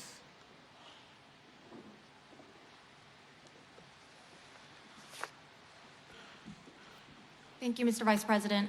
Last night, President Trump mocked you for wearing a mask and said that this is a sign that you must have some, quote, big issues. He says this even though he knows that, according to scientists and public health officials, wearing masks He saves implied that he lives. was gay, I guess? wonder if you worry that We saw that. Did he mean he was gay? I don't know. Or that he had a tiny dick? this kind of language that comes from the president Also a of the softball, United yes. States could deter some Americans who are An tuning incredible into him softball. to not wear masks. Well, I wear it for reasons it's a big issue. I'm a smart fella. I listen to science. I think I'm gonna take away the This is not a 420 game. thing. No one's falling for the 420 thing anymore. Life and death.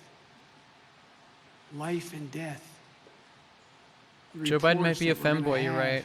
Maybe there's You're some right. reports say another 100,000 dead, as many as 100,000 dead, more by the end of the year.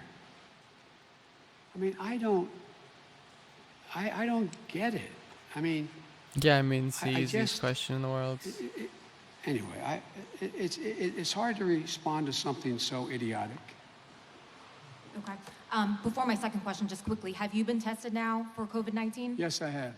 How many times? I've been 68 out of tested 69? Once with the deep test, and I'm going to continue to be testing on a regular basis.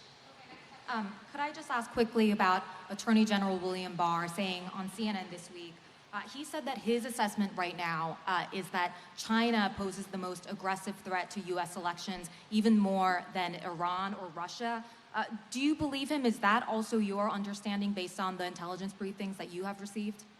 No, it's not consistent with the briefings I've received, and What briefings have you he's received? a lousy enough attorney general, but he's a really bad intelligence officer. Do we like Dick? Yes. Maya, thank you for the 5 gift It's not subs. consistent because Let's you go. Because I believe what I've been told, and you all know it. I mean, look, it's you even have outfits like Facebook taking some. Hey, look, 68. just Wouldn't it be? there are Wouldn't a it be lot of countries 74?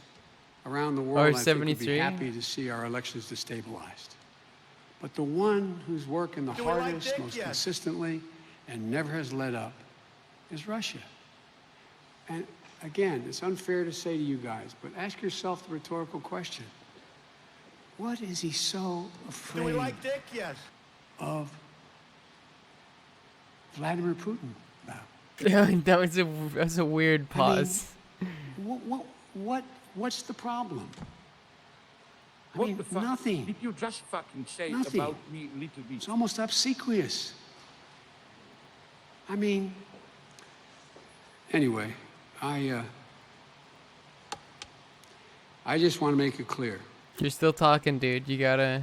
I believe any country that engages in any activity to delegitimize or impact on American elections Major candidates and is VPs a get direct intelligence violation of our briefings. sovereignty. Oh, And interesting. if I'm president of the United States, there will be a response. Oh, did Truman not know about nukes until he was the president? Okay. Oh. I see.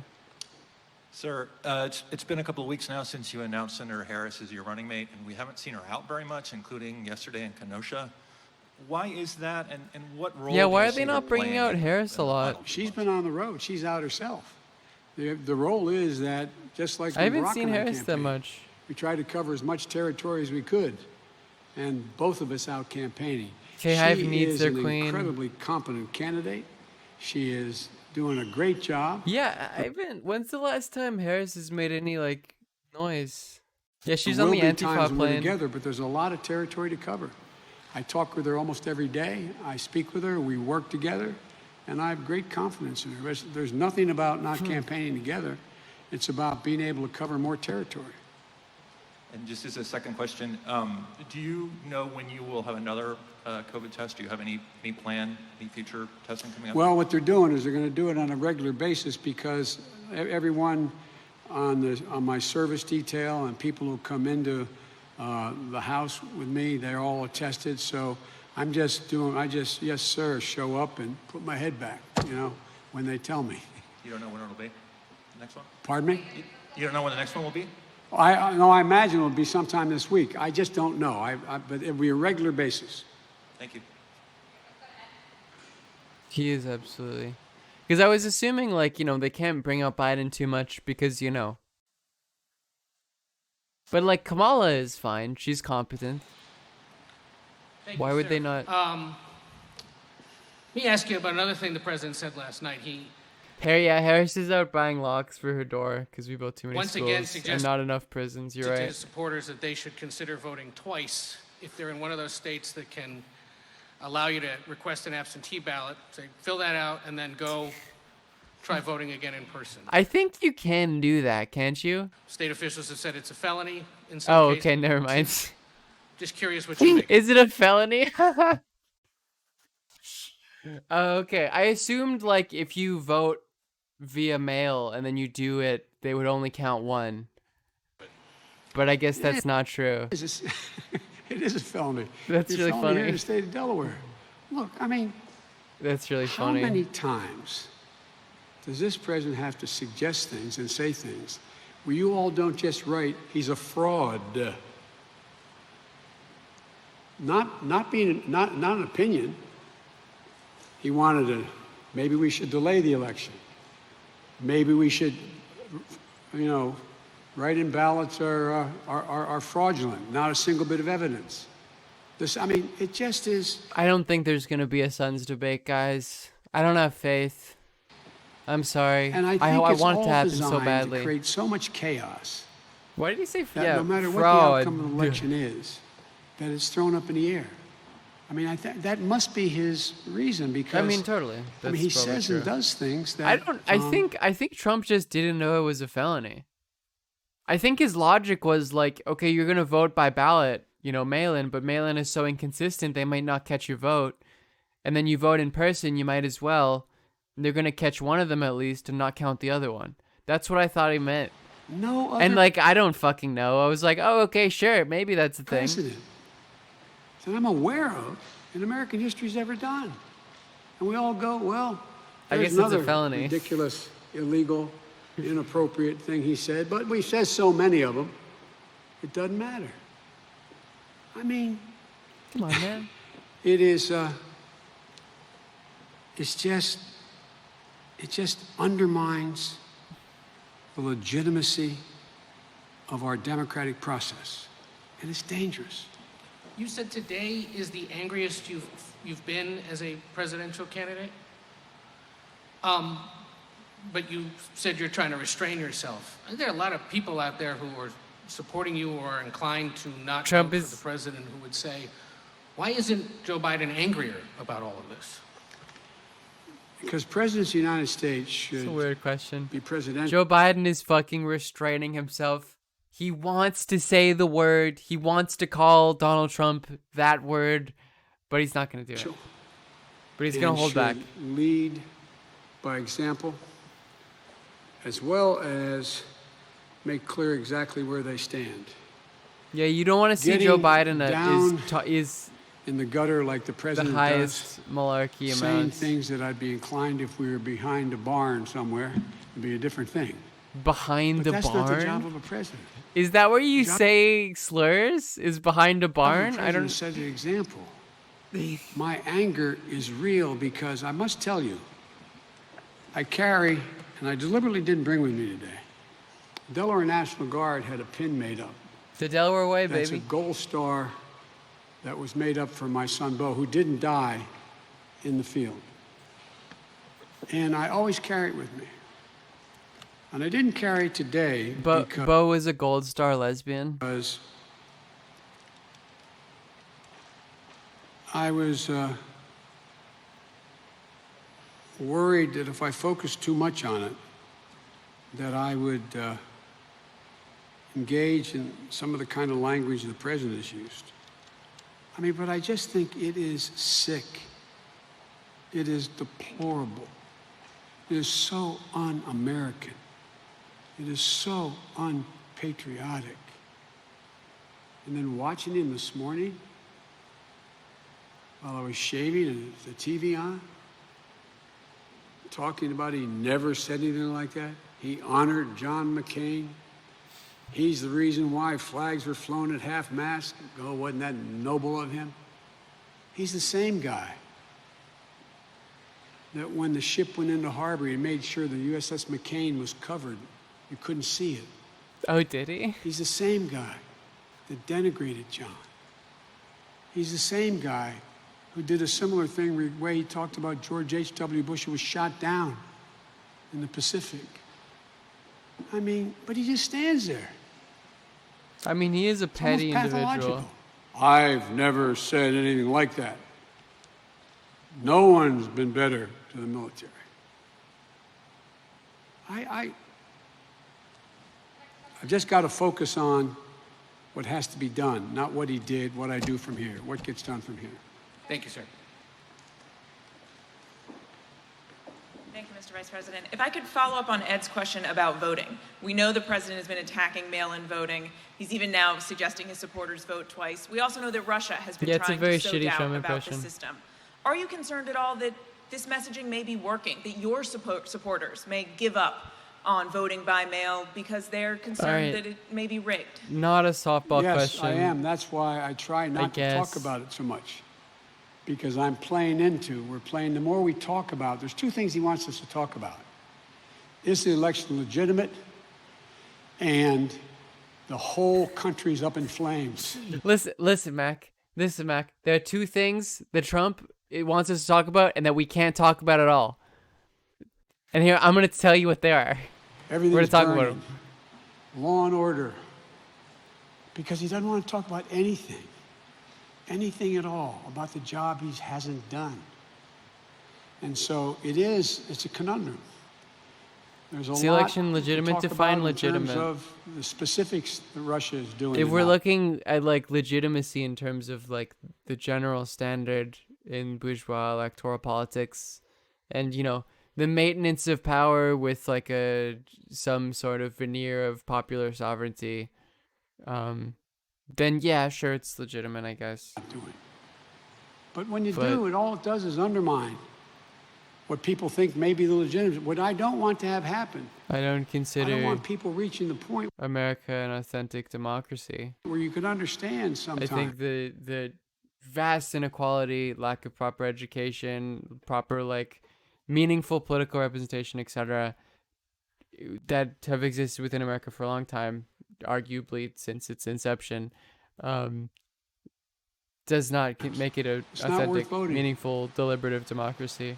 It seems to me that one of the things that I keep trying to say to people is go to iwillvote.com. Figure out iwillvote.com and figure out where you can vote, how you can vote, what's available to you, where you can vote early, where you can vote in person, where it's going to be safe for you, etc. Plan now. Plan now. But the more chaos that is sown here, it's going to disincline people to show up. And in a sense, every time I speak about it, I feel like I'm playing at his game. I mean, is that, not do you agree with me, but does it make sense what I'm saying? That's what so I think that's all part of the deal. Legitimate snap election. Oh, that's right, baby. Thank you, Mr. Vice President. Going back to the jobless report from this morning, you had acknowledged that... That's some polling that I like to see. Who Who the fuck voted for Biden? Half of the 22 million jobs that were lost this spring because of the pandemic have been recovered. What do you think the 1.4 million added back in August says about just the general direction of the economy? I think any job added back is positive. I think it matters to the people who got that job back. Maybe you all were raised in households like I was, where the mom or dad was losing a job because of the economy or what's going on in your... Let's see this. Biden Electoral College win if he wins the popular vote. Really, 2 to 3 points, it's like... I mean, Electoral College should be abolished, right?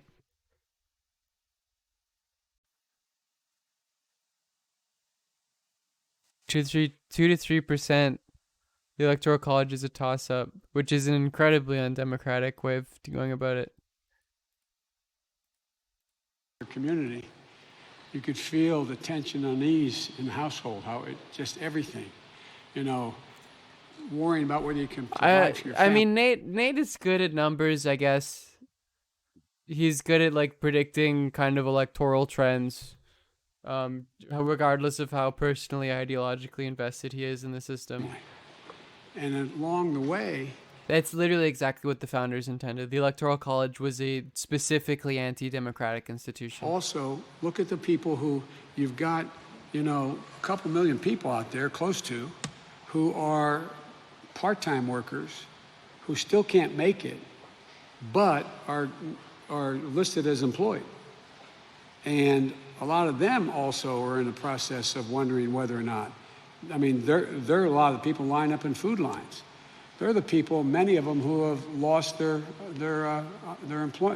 health care, their health care provided by their employer. Yeah, I won the election. I'm the president now. They're the same people who are out there worrying if this president is able to win in court and wipe out the entire Affordable Care Act and all the 100 million people with pre-existing conditions won't be able to get insurance even if they had the money.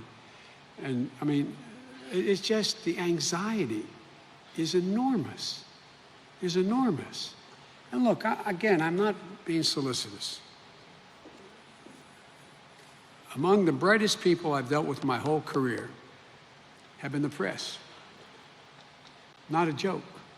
You're all extremely well educated, you're well read, you have significant backgrounds, and the vast majority have tried to report the news, not just opinion. But I can't believe that you don't feel the same, not Democrat, Republican, okay? You don't feel the same anxiety because you got a brother or a sister, a mother, a father, a son or a daughter who's going through what you're not, what we're not. We have jobs. Well, I don't have a job now, but we have jobs. And so it's a real concern. And I just think that this has moved beyond Democrat, Republican. I'm going to liberate you guys, don't worry. Trying to put this country back together again so we can move.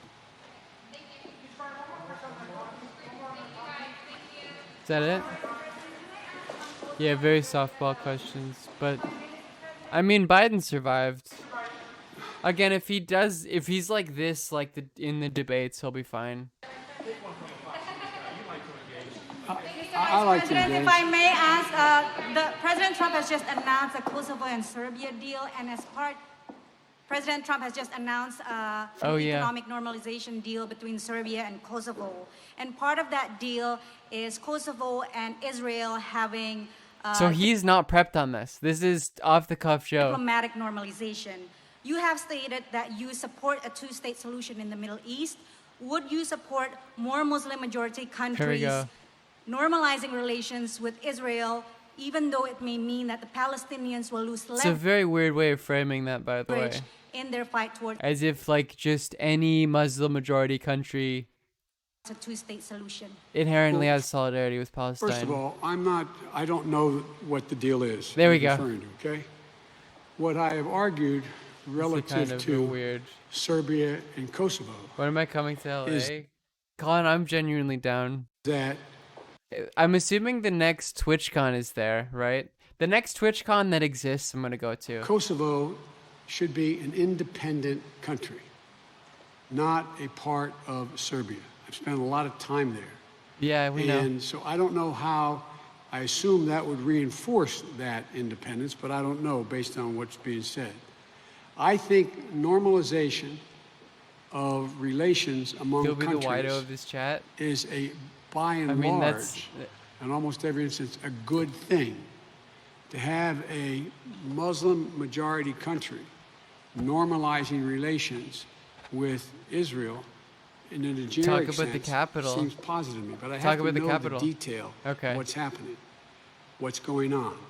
And I don't know that, and you may be right, that would cause the Palestinians to lose leverage in a decision on a two-state solution. The capital being in Jerusalem is antithetical to any meaningful two-state. Do you support more Which, you know, the two-state solution is fucking dead. countries recognizing Israel? Oh, I do. Absolutely. Not recognizing Israel, motherfucker. Recognizing Jerusalem as Israel's capital. That's very different. I do. And I think that's the thing. Recognize Israel as an independent Jewish state. I think that's important. Are we gaming? Do you play Fall Guys? Next time I'm playing Fall Guys. Also, I believe that Israel has to be prepared to work toward a genuine two-state solution. Thank you all very much. Thank you, Mr. Vice President. Yeah, okay, dodged. Dodged. Dodged. Dodged. Anyways. Okay, I mean, that was surprisingly, I guess, fine. I don't know. He did okay. He slurred a lot of his words. He seemed to have a bit of trouble reading off of a fucking, what's it called? Reading off of a script, which is, but, yeah, sounds good, Con. Making eco-brutalism on a Minecraft server, please do. And if you want, I have a Minecraft server, please join it. I should do more stuff on it to get you guys more into it. Let's watch the All Gas No Brakes video, too. Alright, game. We can watch this at some point, too. Alright, All Gas No Brakes time, let's go. Cousin Trump, baby. Hell yeah. Hell yeah.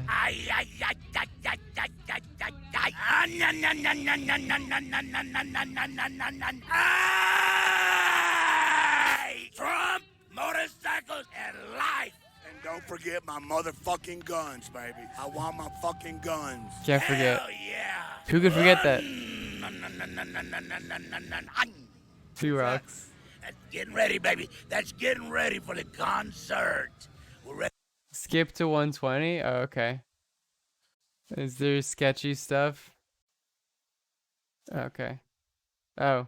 I mean, that's fine, but whatever. Masks do nothing. It's to keep people in fear while you have all these liberal Democrat states trying to pull a socialism switch on us. What happens then? Well, we know what happens. Look at Venezuela. I'd rather die. Yes, dude. I'm not wearing a mask. I mean, I hate to say it, but cops. Look What happened gum? to the Think of it Jews. tier 1. They didn't think they were being put on trains to go and do what happened. People are being used like human pawns. Then you've got the education system. That's what a teaching mask all is, of our baby. kids that it was built on the backs of slaves. Are It's you the fucking kidding Holocaust. me? It's over. California is like a third world country. I spend 100 hours a week on the freeway. People are scared to death, and the sheep are waking up slowly. The silent majority is already speaking. It's our country again. You know what I mean? I've been dead 4 times. I'm not afraid to die. Trump might be right about Mexicans, that's all. Goodbye, dude. No more bullshit! No more bullshit! No more bullshit! No more bullshit! Hard Rock Cafe! What's the biggest piece of bullshit you've heard? Joe Biden. He can sniff from under my balls. Get him. Where he said? From under my balls. That's where Biden can sniff. Where? From under my balls. Motorbike! Is that like a Bofa? Is that like a Bofa thing? Well, I got a blowjob just right over there last year, so yeah, she was just rearing to go. I ended, so it was good for me, anyways. All right, hold that clutch. I've never heard someone refer to it as ending. Give gas. Give before. gas. There you go. There you go. Oh no. That's a 2-stroke there. Sturgis! You gonna get a chip in your arm? I am. I said, are you? No. No, I'm not either. Trying to get to that one world government stuff. What's the one world government? I don't know. Hillary Clinton. I hope we never see it. Who do you think made it up? Our government. Hillary Clinton. Trump? I don't know so much Trump, but that's a whole group of people up there, you know? They're going into the neighborhoods now. Who is? Antifa. I think they come to my neighborhood, I'm shooting them. Break some arms, break some heads, shoot them with real bullets. That's probably what's gonna happen. These bikes are a vibrator between the chicks' legs. They love that vibration, baby. I'm not wearing a mask right now. Got big dicks, man. It's all Great. about riding in the hills. That's what it's about. We have a 39-year-old I feel bad for those women, trike but also that's got 260,000 miles on it. We stay at Eagles Landing. that which is a like good, fish peaceful angle lens is so uncomfortable. our campground. Bike! Bike! Bike or die! Bike or die, baby. I love noise! I fought for this country That dude's hair is fucking incredible. to keep it free. It's the mega hat, but it's like, that's beautiful. That's incredible. Whoa! Yeah! Woo! You know, it's like the world is kind of messed up right now. I carry, and I'm very proud of that. I'm not in a militia. I love my guns. I love my Second Amendment. The forefathers, that's what they, wrote. The Declaration of Independence, the Second Amendment. Just here to have a good time and have fun. Nobody's going to take my rights away. Wearing this while you're riding on a bike is like wearing a condom to bed by yourself. I just woke up, fucking hungover as hell. Somebody was in the bathroom. I went out back to the house to take a pee and thought I had to fart, and never trust a fart when you're hungover. What do you mean? Well, it might not be a fart. There's Trump That's just friends. I think that they're good rocks. Friends, yes. Yeah, Trump Palin, baby. He understands the policy. He's not opposed to the American way. The whole other side wants to destroy America. They're telling us what to do, where to go shopping, where to go out, when not to go out, what to wear when you go out. Bullshit. They Yeah, can it's take fucked sports and stuff them up their ass, because if they're going to kneel for the American flag, I have no use for these people at all. What do you think should happen to them? They have that right. We fought, so they had that right. Okay. Listen, Black Lives Matter, White Lives Matter, every life matters. Americans matter. If they start saying Americans matter, I think we'll be a lot better off. Everyone in this country deserves the right to live the way they want to live.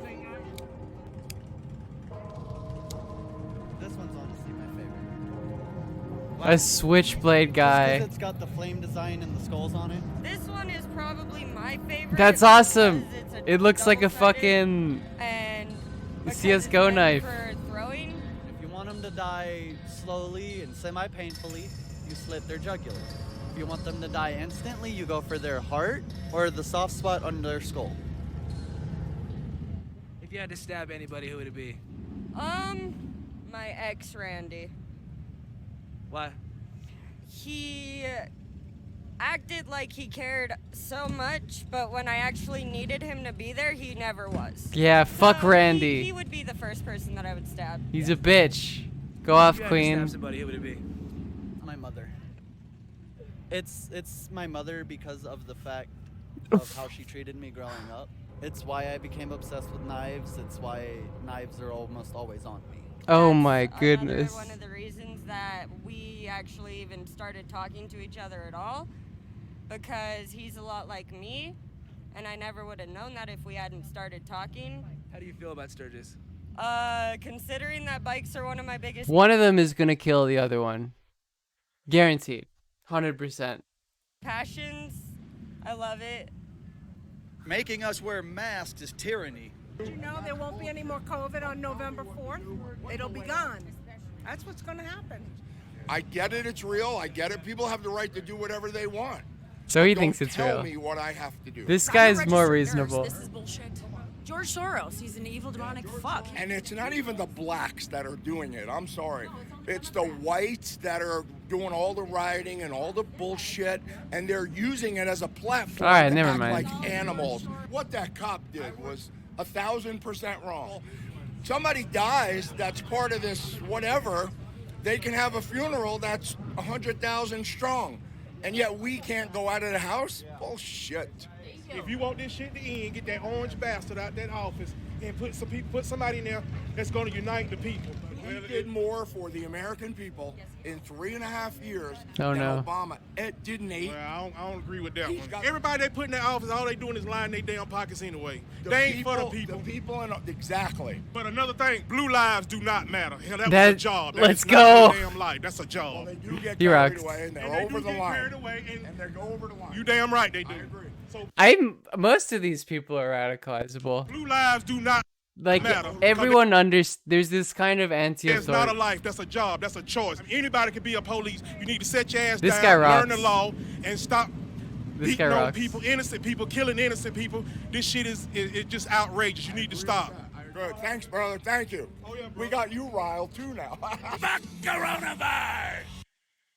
That last, like, there is a mutual, like, understanding of, like, some sort of critique of American politics being fundamentally, like, bunk, but there's no meaningful way to articulate that properly, so it goes into weird conspiracy shit. That was funny though. I like that. All Gas No Breaks is always great. Let's watch. Yeah, we can watch Contra now. I've been putting this off. We can watch it. Fuck coronavirus. I mean, he's right. Based. Okay, Contra time.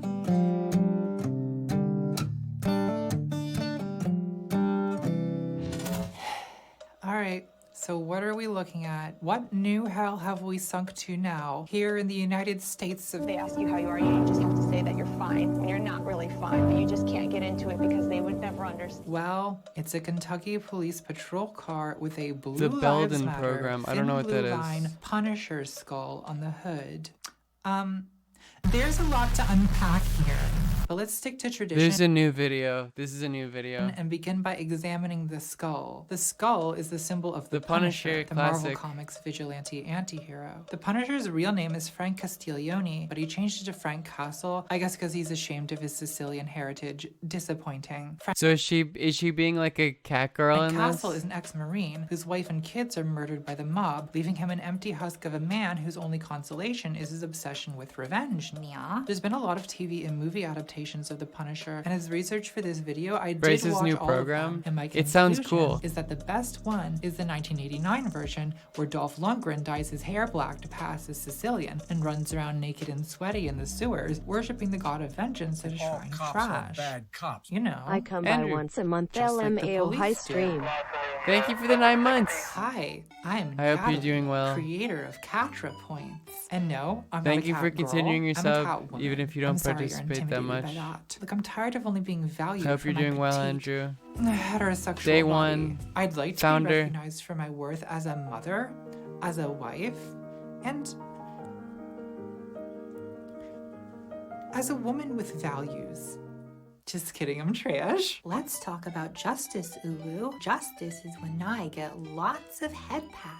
Yeah. The Punisher's main quest is to kill all the mobsters Oh, who subtitles, murdered his sorry. family. But There are once no he gets subtitles. revenge, he can't stop killing because it's the only thing that gives meaning to his shitty life. So he wages a one-man war on organized crime. But no matter how many bad guys he kills, it's never enough because new criminals just come along and take the place of the old ones. It's like a cycle where violence begets violence and nothing ever really changes. It's almost like this comic book is trying to tell us something about the nature of crime and punishment. But you know what? Let's not overthink this. Sure, just slap a giant skull on the car. Great. Perfect. Are we the baddies? Look, maybe you're assuming I'm one of these libtarded, Antifa sympathizing, big government anarchists who sits behind my iPhone with my latte criticizing the police even though I could never do a job 1/10 as difficult as theirs. And to that I say, how dare you assume things that are entirely correct? This is,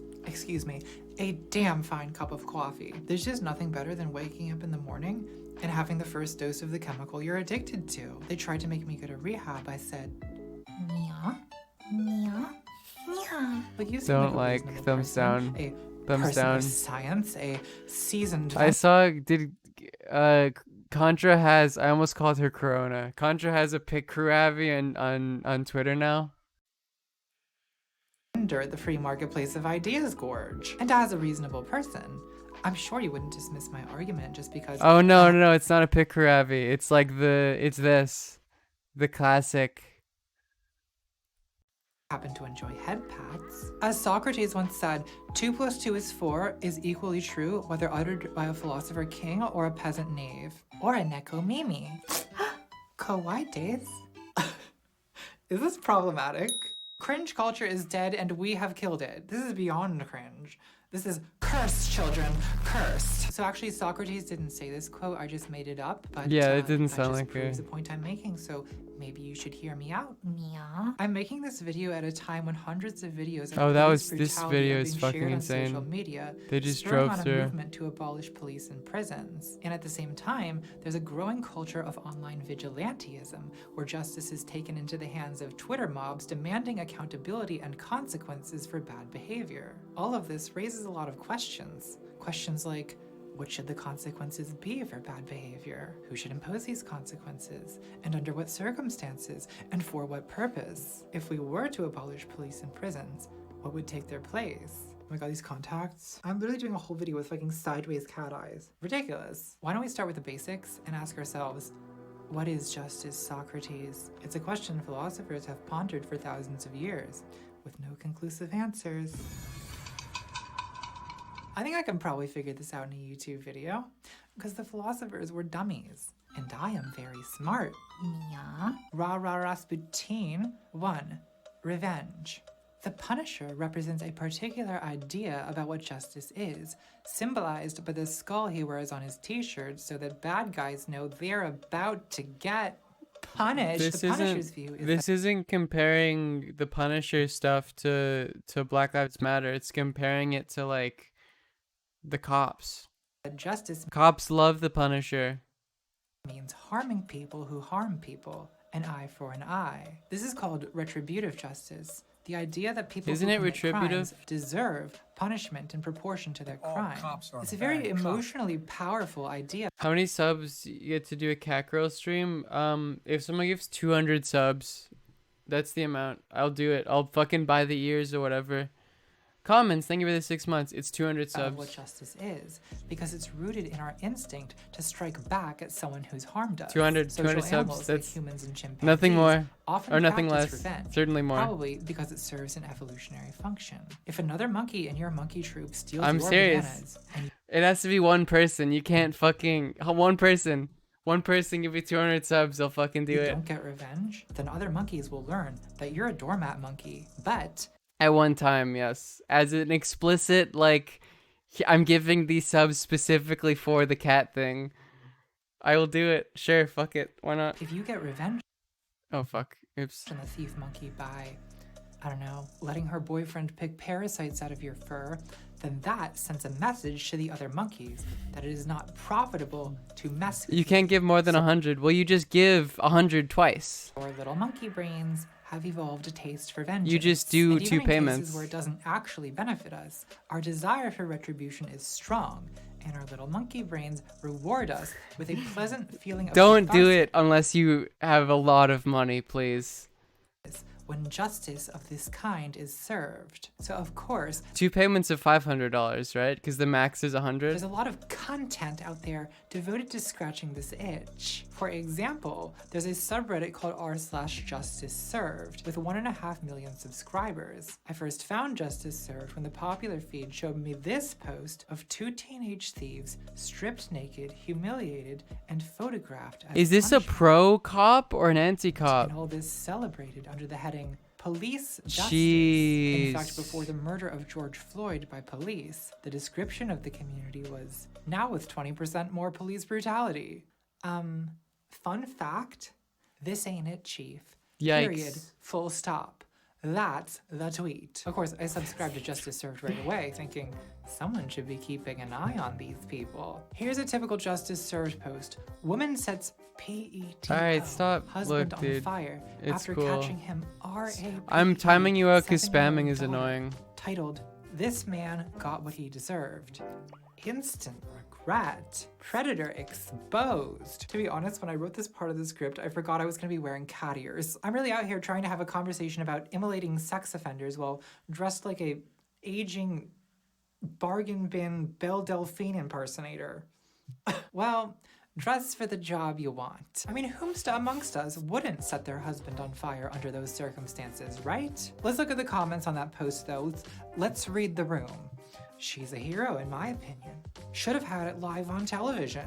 Give her a medal. Give her 2 medals. So most people are in favor of setting predators ablaze, but you know, there's always a couple buzzkills in there whining as usual about, oh, maybe we shouldn't be cheering on burning people alive with no due process and no evidence. Lots of men like to fuck my wife because I'm too busy crying about due process. But those people get shouted down pretty fast. They get called pedo simps. Pedo simp. So justice served Pedo as a simp is a community funny, for people to gather together and like, bond over our shared love of extrajudicial combined violence. words. But of course, there's always someone who takes it a little too far. On this video of a thief being kicked in the head until his face is a bloody pulp, one commenter says, "That's a justice boner for me. I dream of the day I catch the thieves People that just stole want from me pain. and kick the life out of them." I think what a lot of these are, and this is in left spaces too, with like retributive justice shit, is like a desire to inflict pain on others. Nietzsche understands, conceptualizes justice in relation to like you have caused pain and you are now indebted to society to give back that pain yourself. It's a kind of a similar understanding, that like all justice is in this case is like the inscribing of pain onto others. Fail. Prank gone wrong. So there's a retributive kind of account of justice. When the righteous zeal for justice becomes... Where it's like all that is just people wanting pain caused and then searching for the most morally justified concept to allow for pain. The cloak of bloodlust... that is off-putting to some people. As one disgruntled former Justice Serve subscriber put it, I wanted to see stories and videos of assholes getting their comeuppance.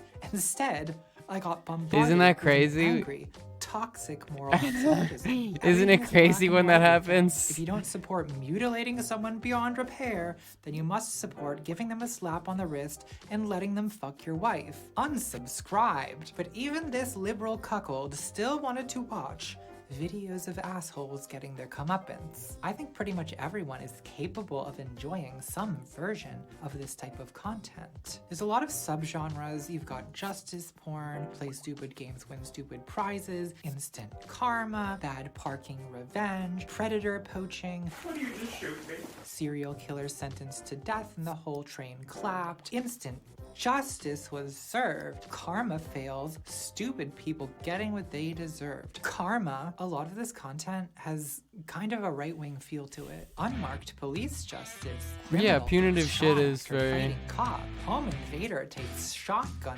blast to the balls. Arizona. Liv predicting the video again? Yeah, I'm a philosophy major, and so is Contra. It's a similar... Just Arizona. What it would... I mean, it's more bait. Arizona. And she did like continental shit too. Served. Punished. It reminds me of NRA people who spend 10 hours a day fantasizing about how they're gonna kill home intruders with the gun they keep in the bathroom. But I don't think this longing for retribution is distinctively right-wing. Left-wing people have the exact same emotional response. And I think it's bad. They just have it in different situations. Yeah, I still think it's the bad. Jubilation on Twitter when they get a racist Karen fired. Remember that ugly hag Lisa who harassed a black man in front of an apartment building? Karma. And oh, Stardew Valley. I forgot. She We got haven't her played husband that. fired. Dumb bitch really should have minded her business. Love to see it. She will probably end up with community service and a fine, but I would love to see her in jail. I mean, I wasn't thinking. These are relatively minor and insignificant or at stuff. least 6. I was thinking more of the like causing physical and bodily harm to people Firing stuff. them was not enough. Life in prison. Like a thing that is inherently valued as like a causing harm is like not good. Life in prison. An example I personally enjoy is that video of Daniel Holtzclaw, the cop who abused his power to sexually assault a series of black women, crying in court as he's sentenced to serve 263 years in prison. That is good. That does feel good. He just I cannot do enjoy believe that. he's actually facing consequences for this. I do enjoy and that. Of course, there's the much savored vigilante punching of Look, Nietzsche was kind of right, all right? Nazi Richard Spencer. Let's watch it now. Please try not to enjoy this. Remember, this is purely for educational, monetizable purposes. It's Pepe's become kind of a symbol. Was he was explaining Pepe while he got punched? Informative, but let's be honest. The reason that video was so popular is people just enjoyed watching. People enjoy watching. Nazi get what he deserves. Justice served. Punished. Smashing. Very happy face sounds, Boo-Boo. Remember to smash subscribe. So this punitive, retributive impulse, no matter how righteous it feels, is still basically a situational form of sadism. It is. That's correct. The satisfaction of justice served is the pleasure we take. I think people love to do prison abolition shit or say that they're prison abolitionists and then be like, X group of people should all be murdered because they're bad. And it's like, well, that's not... I know that prison abolition sounds cool, but if you want to be one, you have to, deal with the moral consequences of it. The suffering of someone who deserves it. Not enjoying punishment even when someone deserves it. That's actually not a productive way of building a society. Now the phrase deserves it is doing a lot of work here. The correct use of that phrase is the difference between a morally well-adjusted person and someone who's hiding bodies in the crawl space. It puts the lotion on its skin, yeah. But people generally agree that those who harm others deserve to be harmed themselves. It's why we love stories about revenge. Stories like Mean Girls, The Crow, Old Boy, Titus Andronicus, and Matilda. Much too good for children. Revenge is such a popular plotline because it's easy for people to identify with a revenge-seeking protagonist, and it's just the easiest way to hype people up about spectacles of violence. This technique was used in one of the first books out. That's actually a good example where it's like the carceral state sentencing someone to 200 years and then providing like no support for the survivors of their abuse. The Odyssey by Homer. Where it's like that's not a system that's even structured to like help the people who have been harmed in mind. It's a system put in place to punish, and that's it. There's no real care for those who have been harmed and to actually improve their lives. I stole this copy from my high school, and I stole this copy from my college. I still just read the Spark Notes. Well, let's read it now. See, I knew this would be useful someday. God, he's such a fuckboy. What does Athena see in this man? He must be really hot. Okay, I'm ready for my book report. So the hero of the story is Odysseus. The Odyssey is too fucking long. I read, what's it called? Why am I blanking on it? It's Achilles. Why am I blanking on this book? And I read that from book one of is my him English classes. Trying to get home to the island of Ithaca after, Iliad. Thank you. I read the Iliad. Fucking forgot the name of the book, so I guess it doesn't matter. And that was too much for me. It's like, oh, this is... Okay, so in the prequel, Odysseus' shitty friend Menelaus throws a tantrum after his wife leaves him to run off with a Turkish guy she was actually attracted to. How dare she? So Menelaus dragged an entire nation to war instead of doing what any normal man would. I mean, punching a Nazi is one of those examples where it's... community self-defense is a good example. And where it's like... the state of the far right and its, emboldened stance and ability to like organize in public and be just unapologetically genocidal. In fact, like abolitionist discourses are hard to be introduced during that point, It's more of a like, make it so that they can't organize in public so that their Nazi shit can't continue to happen and grow. It's not a question of like, even if they deserve it or not. Or at least, maybe it shouldn't be. Off some steam at But Fanboy Symposium. I mean, Spencer has admitted that all of the punch a Nazi shit has made him too afraid to organize in public. He's afraid people are going to call him a Nazi and, punch him. So that made it harder for a Nazi to organize. So, which is not a discussion of like justice in a certain sense. It's a practical thing, right? Finally gets back to Ithaca. Anyways. He finds that his house is full of men who are eating his food and drinking his wine and trying to marry his wife. So Odysseus, and this is the hero of our story here, he murders all of his wife's suitors as payback. And then he rounds up all the slave women who slept with the suitors and he has them all hanged. And this one suitor, Melanthius, Odysseus ties him up. John and Brown was a cuts hero, off his fight ears me. and nose That's not and that feet. controversial. And then I don't know what chat you think you're in, but that's not a rips controversial off take. his genitals to feed to the dogs. And reading this, I guess I find myself asking, was this really necessary? Like, as a test reader, my feedback for Homer is maybe workshop this. I mean, super Maybe unlikable workshop protagonist. this. Really kind of kills it for me. Yeah, I that's guess kind of a some male yikes for me, protagonists, Homer. You can get away with making them unlikable because men love hearing about assholes. That's why they watch my channel. But the crazy thing is, I don't think Odysseus is supposed to be an asshole. The text seems to approve of what he does to the suitors and to his slaves. Yikes. Disappointing. Casual reminder that Odysseus kills his slaves. It isn't. Casual reminder. Wow, this blew up. I don't have a SoundCloud. Give me money. Oh my god, this contact is fully horizontal.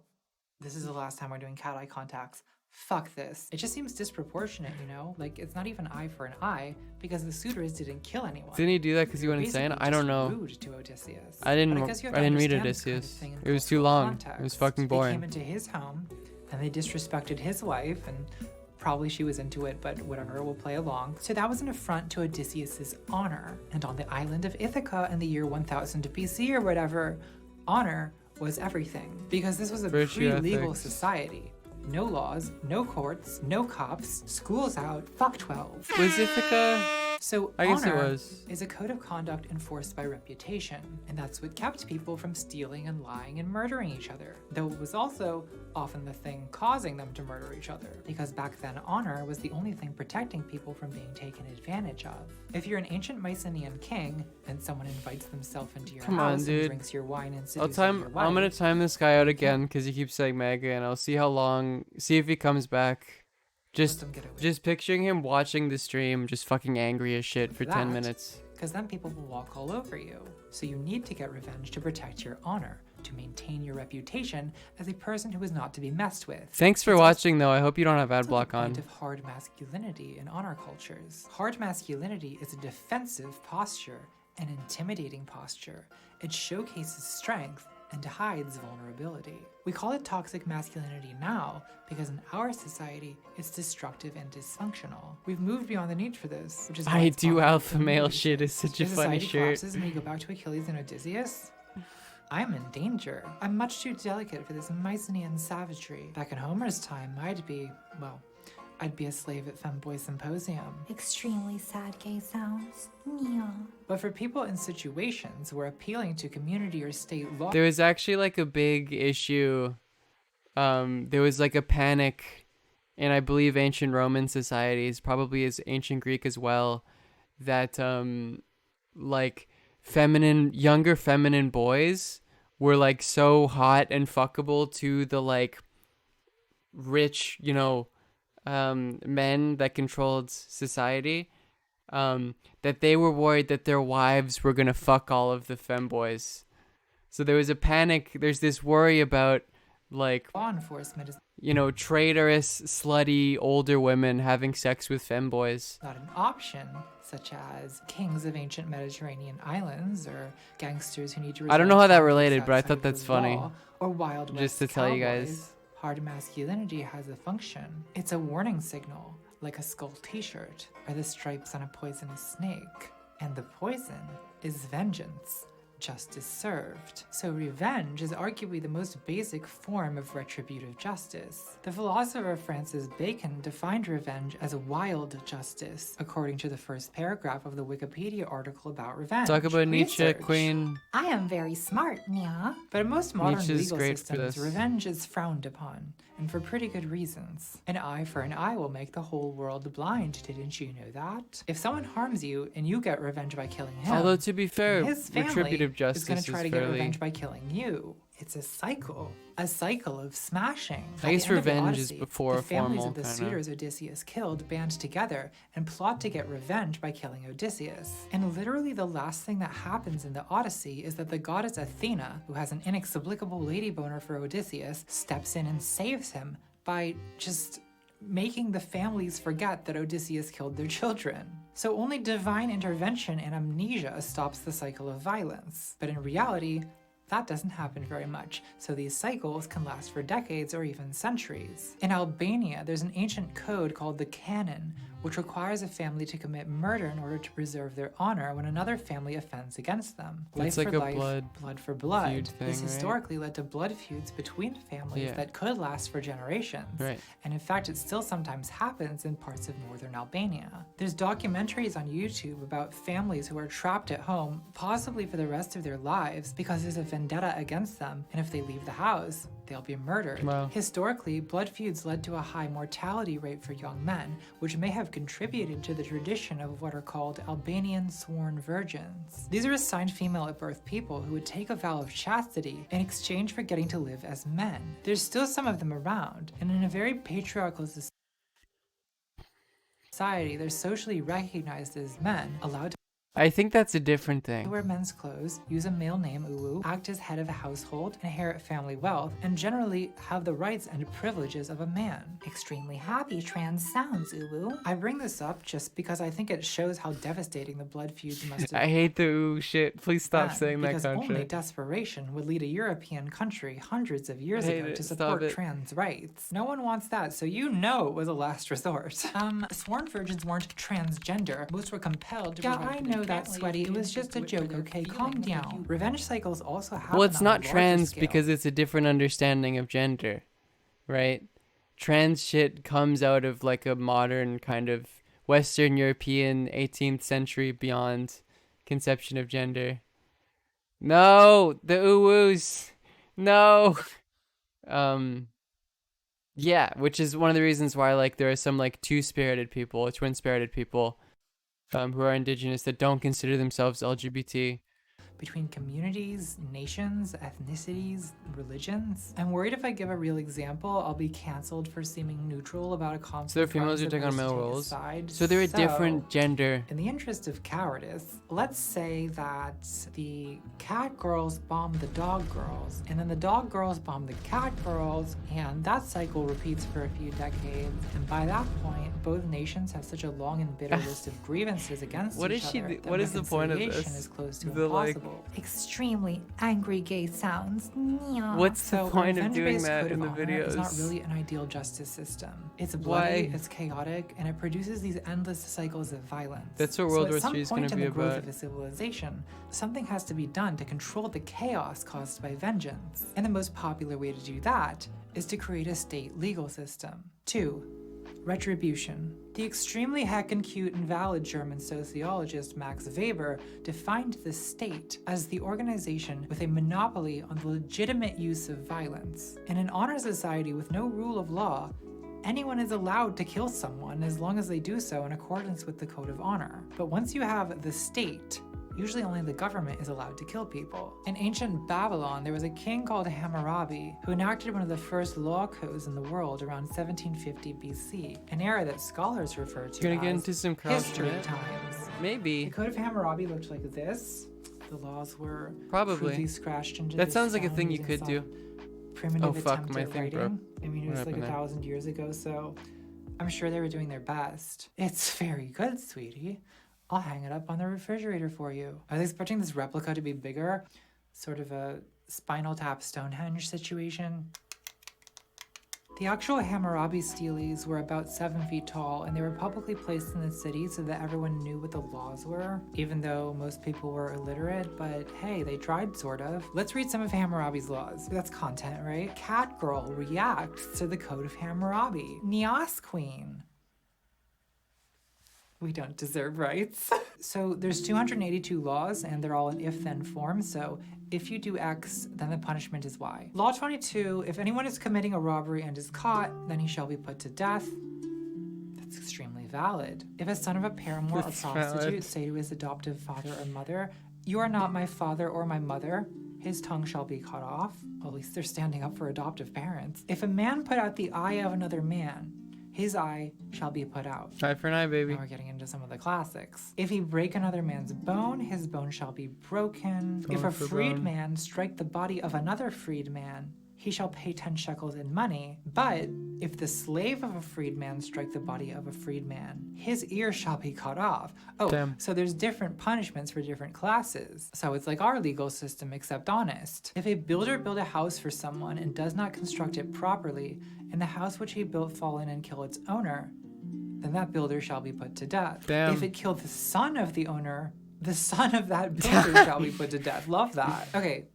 So, by modern Interesting. standards, the Code of Hammurabi does not pass the vibe check. Little The vibrations updated. are very negative. It's a lot of cutting people's hands off and burning them alive. Just a major vibe killer all around. But you have to credit Hammurabi's code for resolving the problem of honor-driven revenge It's cycles. formalized. You know, if you live in Babylon and someone harms you, instead of retaliating against their family and potentially starting a generations-long blood feud, you take your grievance to the elders of the city, who reach a verdict and impose a sentence justice served. So the involvement of a neutral third party is one major difference between vigilante revenge and How's the the state legal eco-brutalist system are? of retributive Brutalism with justice. trees, baby. Let's list all the differences. Revenge is personal in the sense that it's the victim who does the avenging. It's often emotional, an act of passion. It can be disproportionate, as in Odysseus killing the suitors for squatting in his palace. And it's sadistic. It's satisfying to the avenger. Revenge is sweet. On the other hand, a legal system of retributive justice is impersonal in the sense that the punishment is imposed by a third party, the state, and not the victim. It's therefore disinterested, so not in theory motivated by emotion. Hammurabi was Also lacking the problematic. He should sadism have of sweet rethought that. revenge. It's also proportionate, again in theory. You know, an eye for an eye sounds brutal, but it's an eye for an eye and no more than an eye, and that could be considered humane compared to, say, revenge killing someone's family for an eye. And it's also consistent, so different offenders are supposed to get the same punishment for the same crime. I mean, unless you're rich, in which case, don't you even worry your little head about it, just pay some gold. It's fine. Girl, these contacts, like... So there are supposed to be these differences between revenge and retributive justice, which is why it's so inappropriate for law enforcement to identify with the outlaw punisher. Modern criminal sentencing I don't think accepts so. retribution as a goal while rejecting revenge as lawless. They're fairly However, similar. I feel that retributive justice is still spiritually akin Yes, to revenge. absolutely. It scratches the same emotional itch. It's basically revenge by proxy. If revenge is wild justice, then retributive justice is domesticated revenge. It's a way to reconcile like this kind of anger to those who caused harm, and the idea that like the people who caused harm should have harm caused to them. They're in debt to society, and the way that they pay that debt is through pain, through like a pain of themselves. It's a way to do that, but in a formal system. In both cases, there's a drive. Meaning, like, it's the exact same logic of like, well, you have a debt to society that you could pay through pain. It's just retributive justice is a way to make someone pay that pain in a formalized and proportional sense.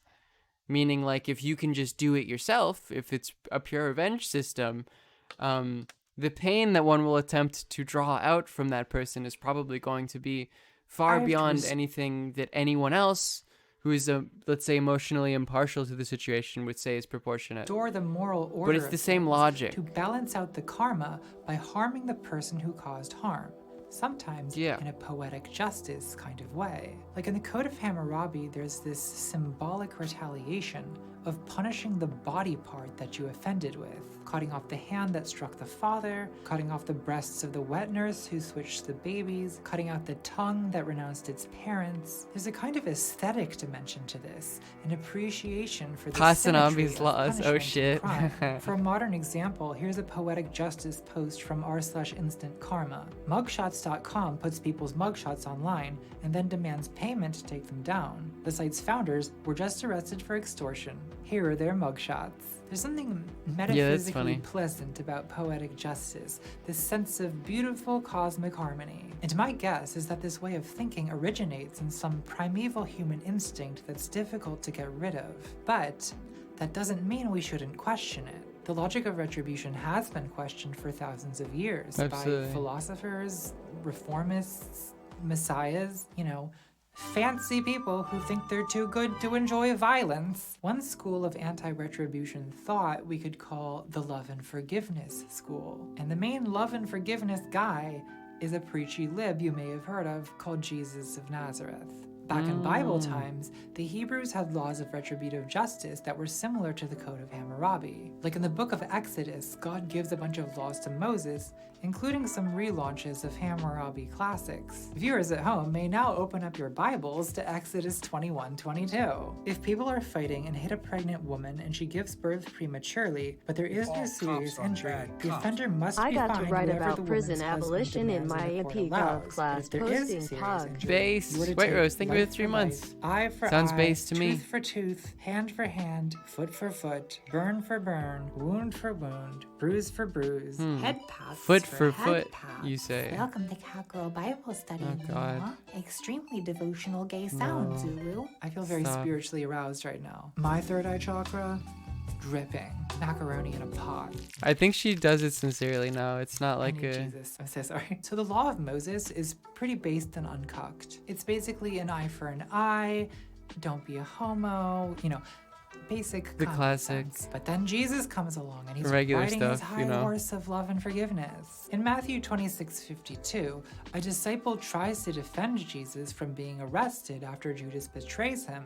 But Jesus says, "Put your sword back in its place, Spartacus. All who draw the sword will die by the sword." Now, some people read that as saying that violence begets violence and should be renounced, even to the point where you shouldn't defend yourself, which is peak radical centrism, denying the right of marginalized people to defend themselves. Rethink this. It gets worse. In the Sermon on the Mount, Jesus says, "Love your enemies and pray for those who persecute you." Love your enemies? But I don't want to love my enemies. No loving, smashing.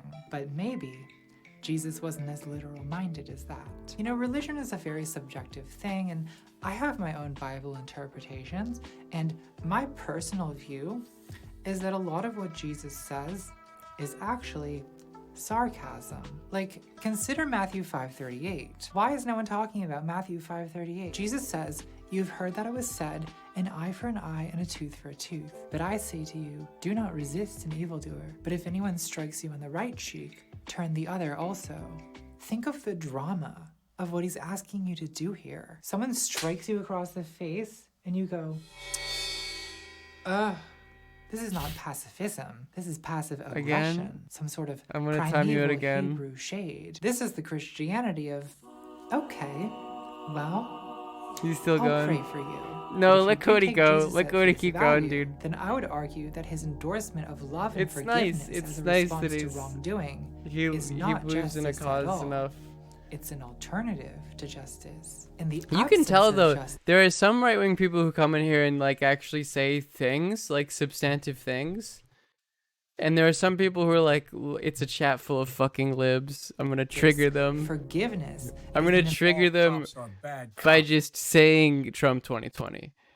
Rockstonic Juice Magic. Thank you for the Jeff Bezos emotional bucks. unburdening of the resentment and anger that victims of injustice experience. Yeah, I and got religion on. often provides this release, instructing people not to worry too much about serving earthly justice, because justice is really God's business, and he'll Pet take the care of chud. that Oh, this when is the day cute. of I'll add that. judgment comes. It's a little bit like in Hinduism I and like that. Buddhism, there's the idea of That's a cutie karma, emote. which is like a cosmic law of moral cause and effect that exists independently of any god or human institution. You reap what you sow, basically, so maybe don't worry about injustice too much, because karma will take care of it. This kind of thinking is sometimes called the just world fallacy, the cognitive bias that sees the world as inherently fair and good. Everything happens for a reason. If something really horrible happens, like a child is murdered, people say there's a special place in God's kingdom for little angels taken up so soon. And then they'll fantasize about the killer going to hell and being anally demolished by fire demons or whatever. People reassure themselves like this because it relieves the stress of enduring unresolved injustice. Yeah. In the Bible, the book of Job deals with the problem of injustice. Why do bad things happen to good people? And the answer is, They do. don't worry about it. Yeah, they do. It's part of God's It's the plan. thing that It'll all happens, work out in the you know, end. fucking- It's fine. Everything's fine. The alternative is being burdened with the awareness that the world is just kind of very not good, in which case you might start getting ideas in your head about, I don't know, Changing it. maybe changing some things. I guess I should disclaimer that hashtag not all religion, and obviously many political activists have been influenced by faith, but let's put a pin in that for now. 3. Utilitarianism. So there's also a secular tradition of anti-retribution thinking, which tries to define justice as something other than retaliation. Utilitarian reformists have argued that the goal of criminal justice should be to improve society, rather than punishment for punishment's sake. Utilitarianism is the moral theory which says that the right thing to do is whatever causes the highest ratio of human happiness to human suffering. So the utilitarian approach to punishment looks forward at preventing future crimes, where retribution looks backward at punishing past crimes, revenge by proxy. Some utilitarian punishment goals might be deterrence, punishing criminals as an incentive for others not to offend, or incapacitation of criminals in prisons. Or Yeah, so like the difference between, you know, this intrinsic, they deserve harm should be caused, you know, the previous, you know, account of punishment in this is like, there's no point in just causing more harm. Right? Of criminals, that's trying illogical. to educate or discipline them so that they can re-enter society. A lot of people consider these utilitarian goals to be more rational and scientific than retribution, which is very based in emotions. Also, the utilitarian idea of justice makes sense even if you don't believe in free will. Because retribution really only makes sense if you believe that people freely choose their actions and are therefore culpable. Utilitarians for their don't behavior inherently and can not be believe in free deserving will. of punishment. Because punishing someone for something they didn't meaningfully choose seems, well, the Greek historian Herodotus tells a story about the Persian king Xerxes ordering the sea to be whipped with 300 lashes after a storm destroyed his bridge. Which seems irrational, right? To punish a force of nature. Leave my beautiful wet wife alone. It's debatable how free humans are, like we're at least partially products of our genetics, our environment, our upbringing, our Hogwarts house, the placement of Venus in our natal chart, dry, oily, or combination. And modern criminal sentencing tries to take all of that into consideration. Like, you might get a lighter sentence if you argue that, you know, your mother never took you to Disneyland. It was a crime of passion. Through no fault of my own, I was high on bath salts at the time of the tax evasion, Your Honor.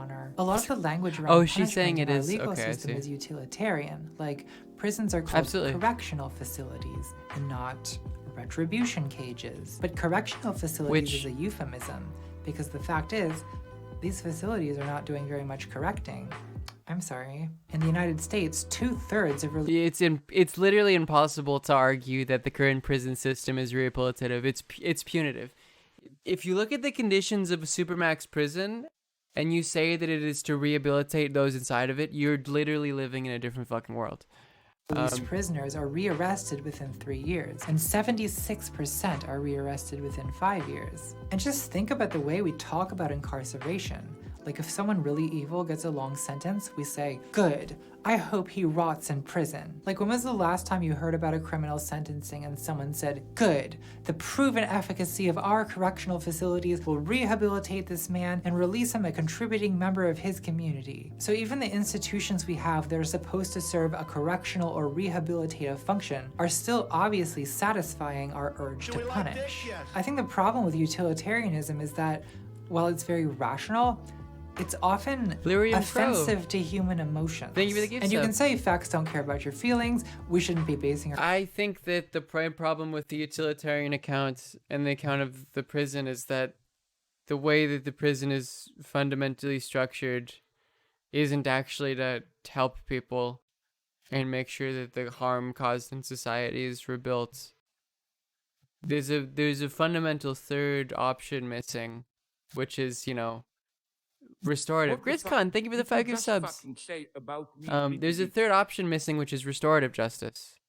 rehabilitative justice and retributive justice are kind of the two main, in terms of during the kind of Enlightenment and beyond, the two main understandings of how you could potentially do justice. Restorative being a much newer one that rejects both of them. That looks at the rehabilitative system and says, this isn't actually working. This isn't doing what it's supposed to do. You use your Foucauldian critique of the prison. Maya, thank you for the 200 bits. Yeah. Did you just fucking Our legal system on whatever sadistic Rehabilitative and restorative are absolutely different. priest passes A rehabilitative account of justice is a utilitarian one which understands itself through the prison system, and also mainly emphasizes that there is a person who has caused harm in society, the criminal, and the criminal needs to be fixed in a facility. We'll put them in a facility and then we'll fix them. It doesn't look at the kind of greater social harm and emphasize healing the society or the group of people to a point in which before the harm was caused. Through your mind, it still works in the language of like a Lockean understanding of politics, popular kind of contractarian, typically, account of society as well as the justice system and its purpose. Rehabilitative justice questions all of that, so it's a much deeper rooted questioning of like, how do we actually build a system not built based on punishment, in which there are social and political institutions primarily put in place to mend the harm that was caused by a transgression. What we contextualize as criminal, but you can problematize criminality as being inherently harmful. And I agree with you, but the restorative justice is not utilitarian. You could say it's deontological. I think a lot of the times it rejects a decision procedure. It doesn't work in the language of a formal decision procedure. fact remains, if someone hurts your child, you don't want to rehabilitate him. You want to set him on fire. And this disconnect between the legal system and human emotion affects law enforcement too. A YouTuber called Jose has a video. I do think one of the meaningful and like most important critiques of restorative justice are the ones that appeal to emotion. I don't think for the most part you can do this appeal to emotion meaningfully with rehabilitative justice. I don't know. I guess you could say so, because there's this dynamic between restorative or punitive and rehabilitative, but I think it'd be hard to argue like long prison sentences or sentences to correctional facilities called Why Some Cops Think They're the Punisher, which argues that some cops and soldiers admire the Punisher because they relate to his military background while fantasizing about the moral simplicity of his vigilantism. Jose quotes from interviews with military Punisher fans who say things like, Castle doesn't see shades of gray, which unfortunately the American justice system is littered with, and which tends to slow down and sometimes even hinder victims of crime from getting the justice they deserve. Frank Castle is the ultimate definition of Occam's razor for the military. Don't worry about uniforms, inspections, or restrictive rules of engagement. Find the bad guys, kill the bad guys, protect the innocent. Any true warrior? That's the dream. Oh, also, a restorative justice looks to like the root cause of the harm. Rehabilitative justice has this analysis, very Lockean analysis of society, in which why are there criminals? Because there are criminals. Some people are criminals. Some people are going to break the social contract and the laws and the rules, and we have to deal with that. Rehabilitative justice goes like, well, there are greater socio-political causes to these harms that we need to target as the root of the issue. That's another important difference. So these cops and soldiers feel cramped by rules of engagement and use of force restrictions that are keeping them from serving swift and brutal justice. Law enforcement would be a lot easier if it weren't for all these pesky laws. There's a Yeah, childish basically. simplicity and dualism to this moral worldview. Find the bad guys, kill the bad guys. Again, it reminds me of the NRA rhetoric about how you need a good guy with a gun to stop a bad guy with a gun. They sound like 8-year-old boys playing cops and robbers. Good guys and bad guys. Yeah, Yeah. basically.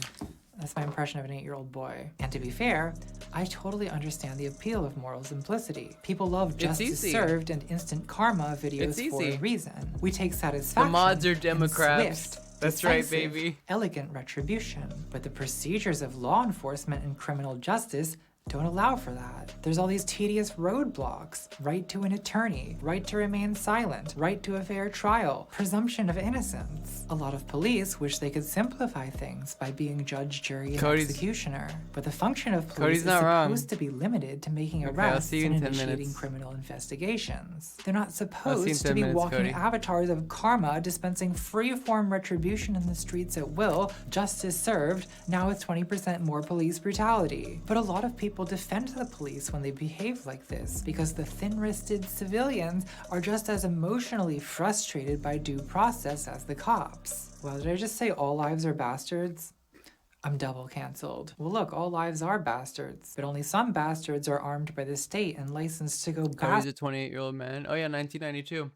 That's a regular thing to be doing when you're 28, is just to like, I'm gonna go onto like different Twitch channels in which there are fucking libs, and I'm gonna trigger the shit out of bastarting them around town. The rest of by us typing Trump have to 2020. be bastards They're on gonna our be off so time. fucking mad, I also dude. think there's a secular version of the just world fallacy going on here. Yeah, that's People rough. like to think that if the police kill somebody, it must be because that person did something wrong. Karma at work, justice served. Victim blaming is an expression of the just world fallacy. You get what you deserve, so if something bad happens to you, you must have been asking for it. Right. And obviously racism is a huge part of this. You know, there's structural white supremacy that write it off. occupies black neighborhoods with police instead of investing in communities. And people are prejudiced and more likely to think of black people as criminal thugs and therefore deserving of police violence. So we get this no angel discourse that comes up every time a black person is murdered by the police, where they bring up the victim's criminal record or a picture of them looking like a scary thug, as if that proves they deserved to die. The problem with this, of course,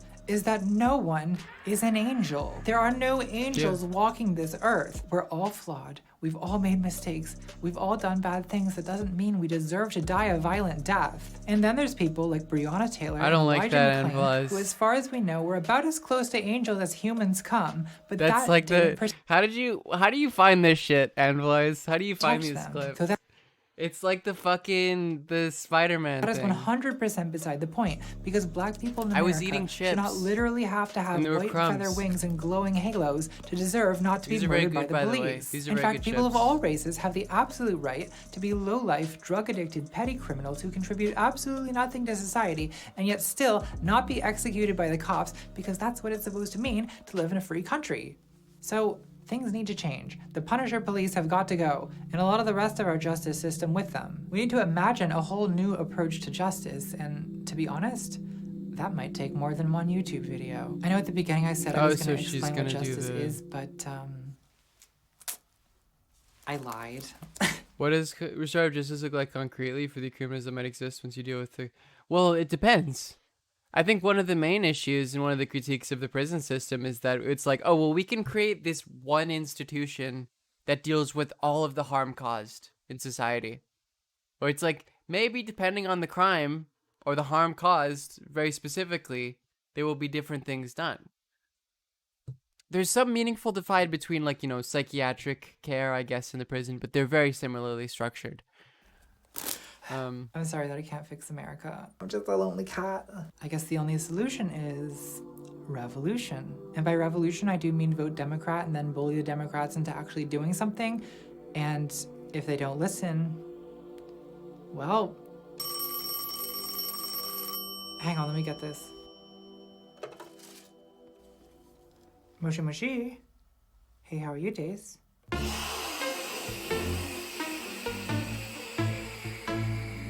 Oh my god. That video is fine. I mean, I assume she's gonna introduce abolitionist shit in part 2. right? Probably. That would make sense. That was fine though. It's an interesting, you know. I think overall,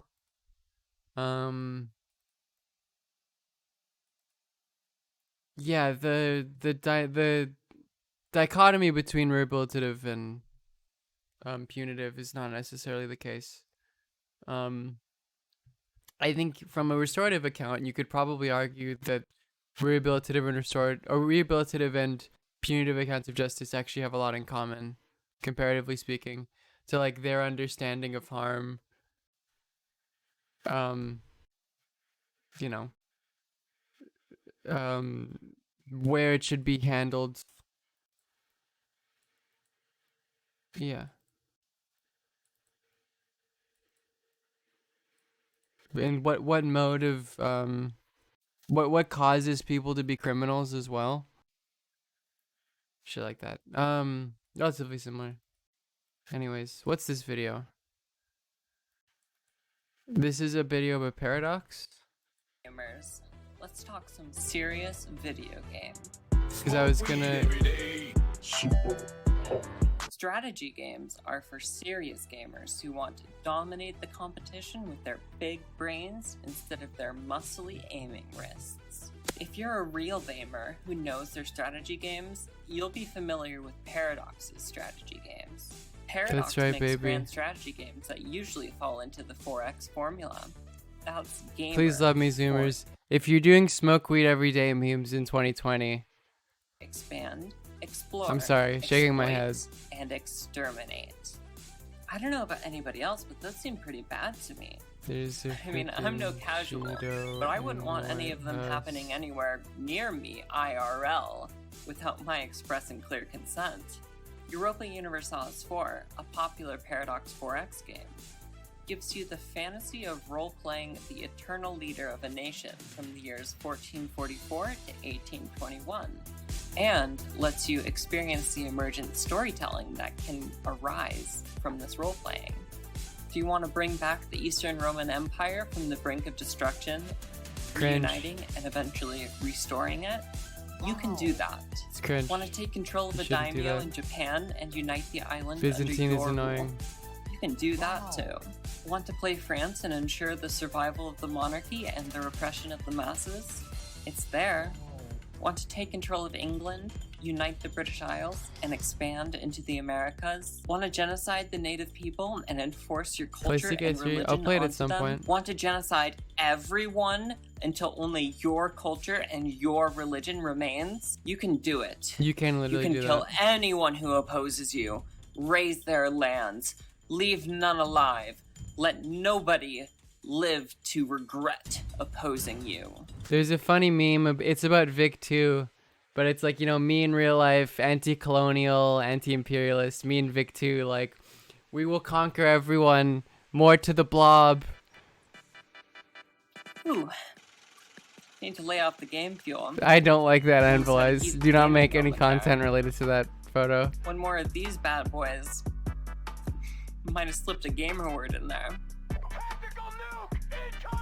Sorry, performing acts of genocide in a game like a true gamer just brings it out of me sometimes. Let me take all of this off. How does EU4 make horrific atrocities fun? It's a pain in the ass to go communist in Vic 2. Obscures the details. It directs you to what your action will accomplish, but not how it's being done. You That's click true. a button, wait a few months, You don't see and the then effects. Bam! That negative 33% modifier is removed as the culture is converted to an accepted culture within your culture group. The game doesn't actually tell you how any of this is accomplished. It only gives you the numbers before and after. The game really boils down to numbers, making sure all the good numbers. Oh, I didn't realize we have the same brand of gamer chair. Go up, and all the bad numbers are dealt with. I really like the New Order, the mod for Hoi 4, because it gives you personal events that are very well written about like the actual experience of people living in your country. Run entirely through a spreadsheet. It comes to the point where the real human reality of your actions is completely detached from your agency in them. A native policy of coexistence in your colonies? Well, it's definitely a good idea if you can't afford to have troops in your colonies or you don't have the manpower to sustain them. We're trying to do world yeah, conquest. Totally, just wipe them out. I mean, your colony will grow faster and the good numbers will go up. The game never stops to let you consider that culture conversion is an act of genocide, or that maybe you shouldn't steal land from native people and kill any of them that won't leave willingly. You're never asked to consider the human cost the violence of your actions might have, only insofar as they affect your good numbers. In this way, EU4 is a lot like capitalism. You press a button here, and unbeknownst to you, somewhere far from you, I think it's a lot like running a imperial country. Actually, one of the main reasons I think Vic 2 is so interesting, because I think it's the most interesting Paradox game, is that it really does simulate like the interests of a colonial nation during, you know, the scramble for Africa, etc. Carried out in how you could possibly understand being it makes sense of being the leader of one of those countries. It's always in which you are only concerned about, you know, the export of X raw just good, enough. You never really have to stop and think your about industrial capacity, where your phone came from, or the violence by your purchase that you are complicit in. More, cheaper, faster, more. The good numbers go up, the bad numbers go down, and you don't really have to consider the human cost so long as it doesn't affect your bottom line. I think this is why we don't notice these systems in games as much as we probably should. We are very used to the detachment the game is asking of us. What's the real harm in this, though, right? I mean, do I really think that someone's going to play EU4 and lose the ability to value human life? No, that's ridiculous. Why would you think that?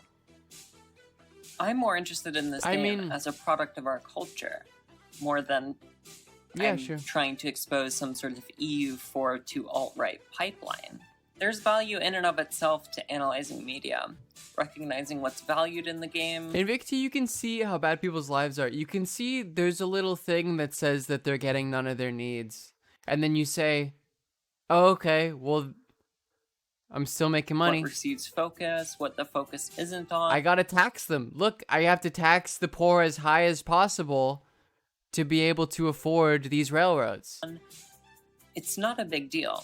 Consider the survival horror strategy management It's game, not a Frostpunk. humanist In kind of Frostpunk, connection. you are driven to tough choices, and how you respond to these choices, your decisions in them, seem to be central to conceit of the game. The game never has you wondering where all this extra food came from. It makes it very clear that you are eating the corpses of the people that died under your care. You are forced to face the reality of the violence of your actions, and the game is more interesting for it. Every choice you make is deliberate and meaningful, and you take none of it lightly. Contrast that to EU4, where the choices come screaming across your screen at such a rapid rate.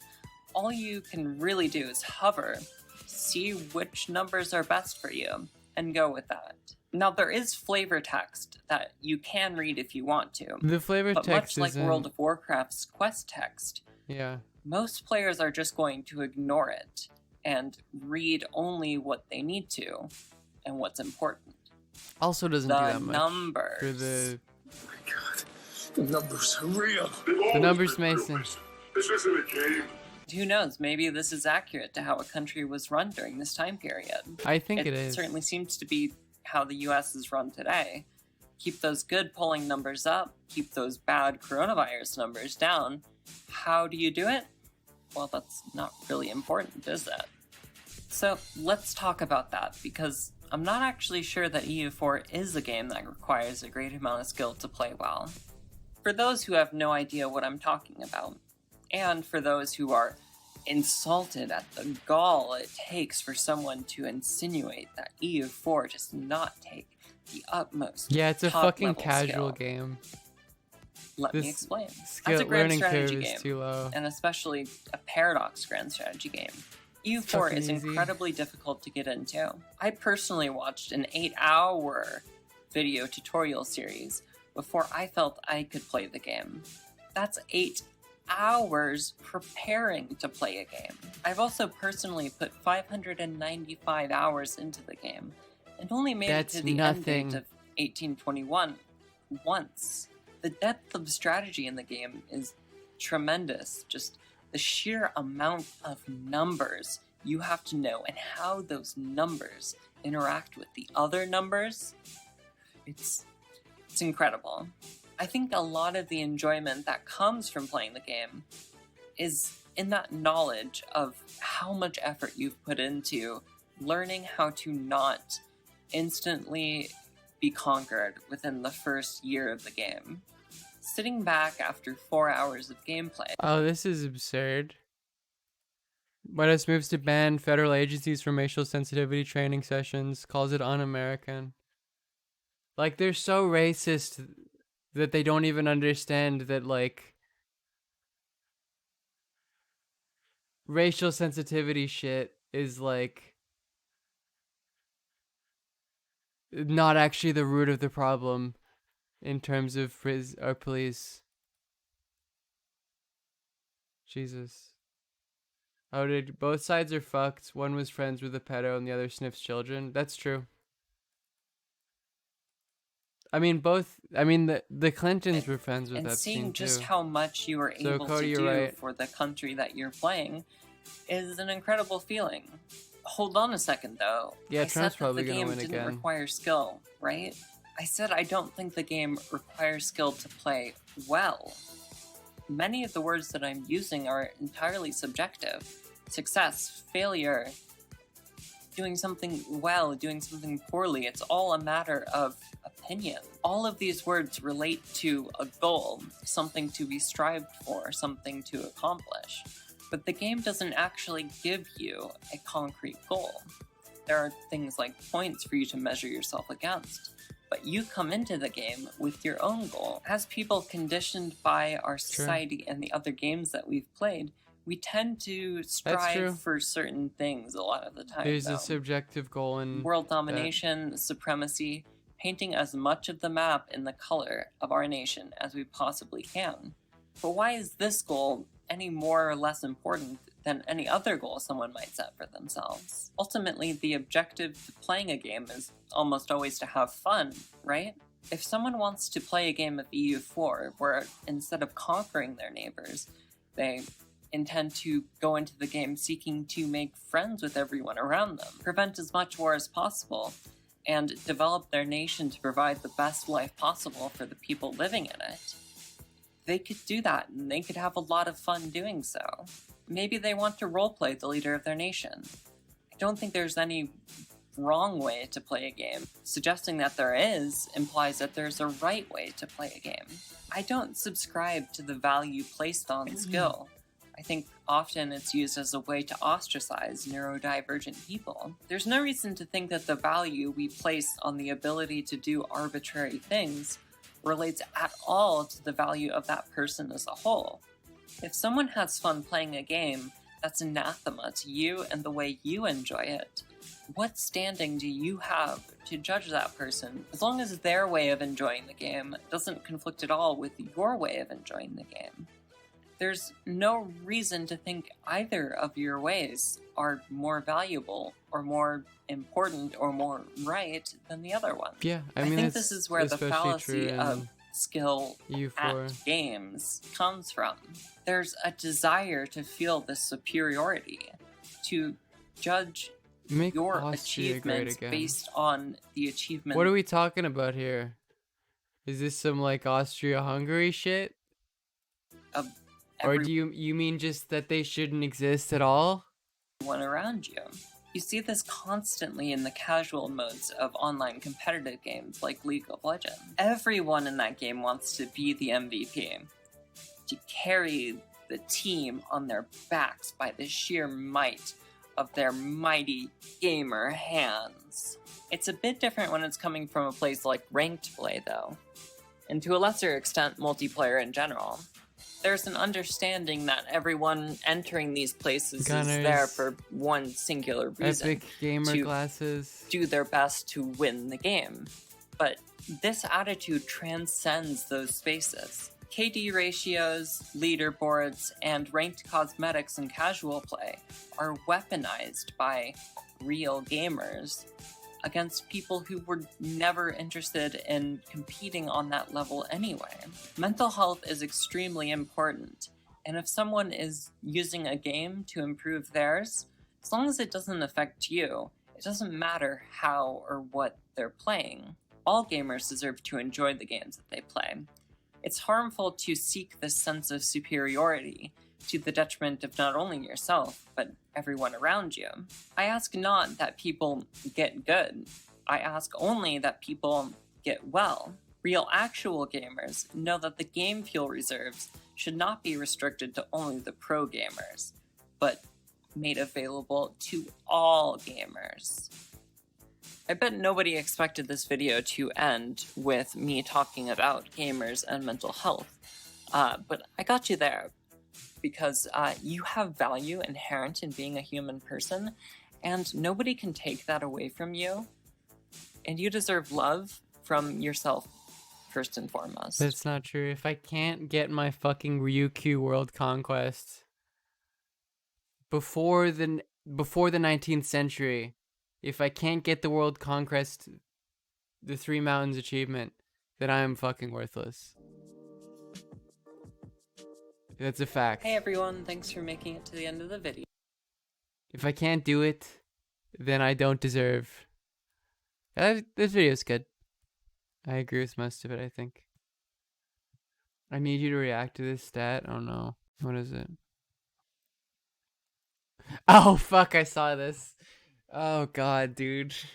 This isn't a surprise, but Serbian Americans for Trump. Serbian Americans across the country realize the importance of re-electing President Donald J. Trump, creating a booming economy, putting Americans first. President Trump is the reason that Serbian Americans are thriving.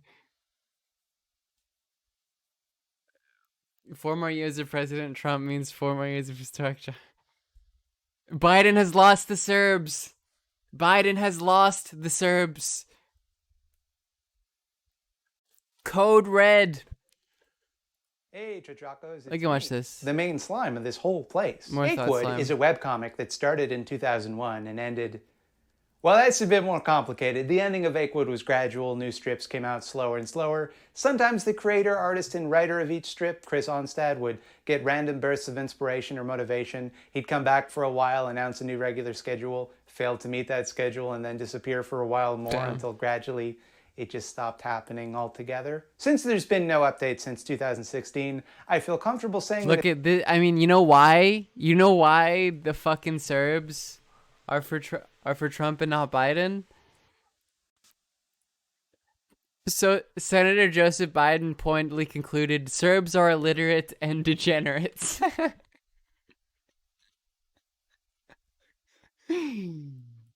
Leave us no choice. You leave us no choice, Senator Biden. We may never get more Achewood strips, and that's okay. They had a solid 15-year run off and on, and I think that's pretty respectable, all things considered. For the record, Calvin and Hobbes only ran for 10 years. Achewood bills itself as a temporary diversion on the road to the grave. It can't last forever.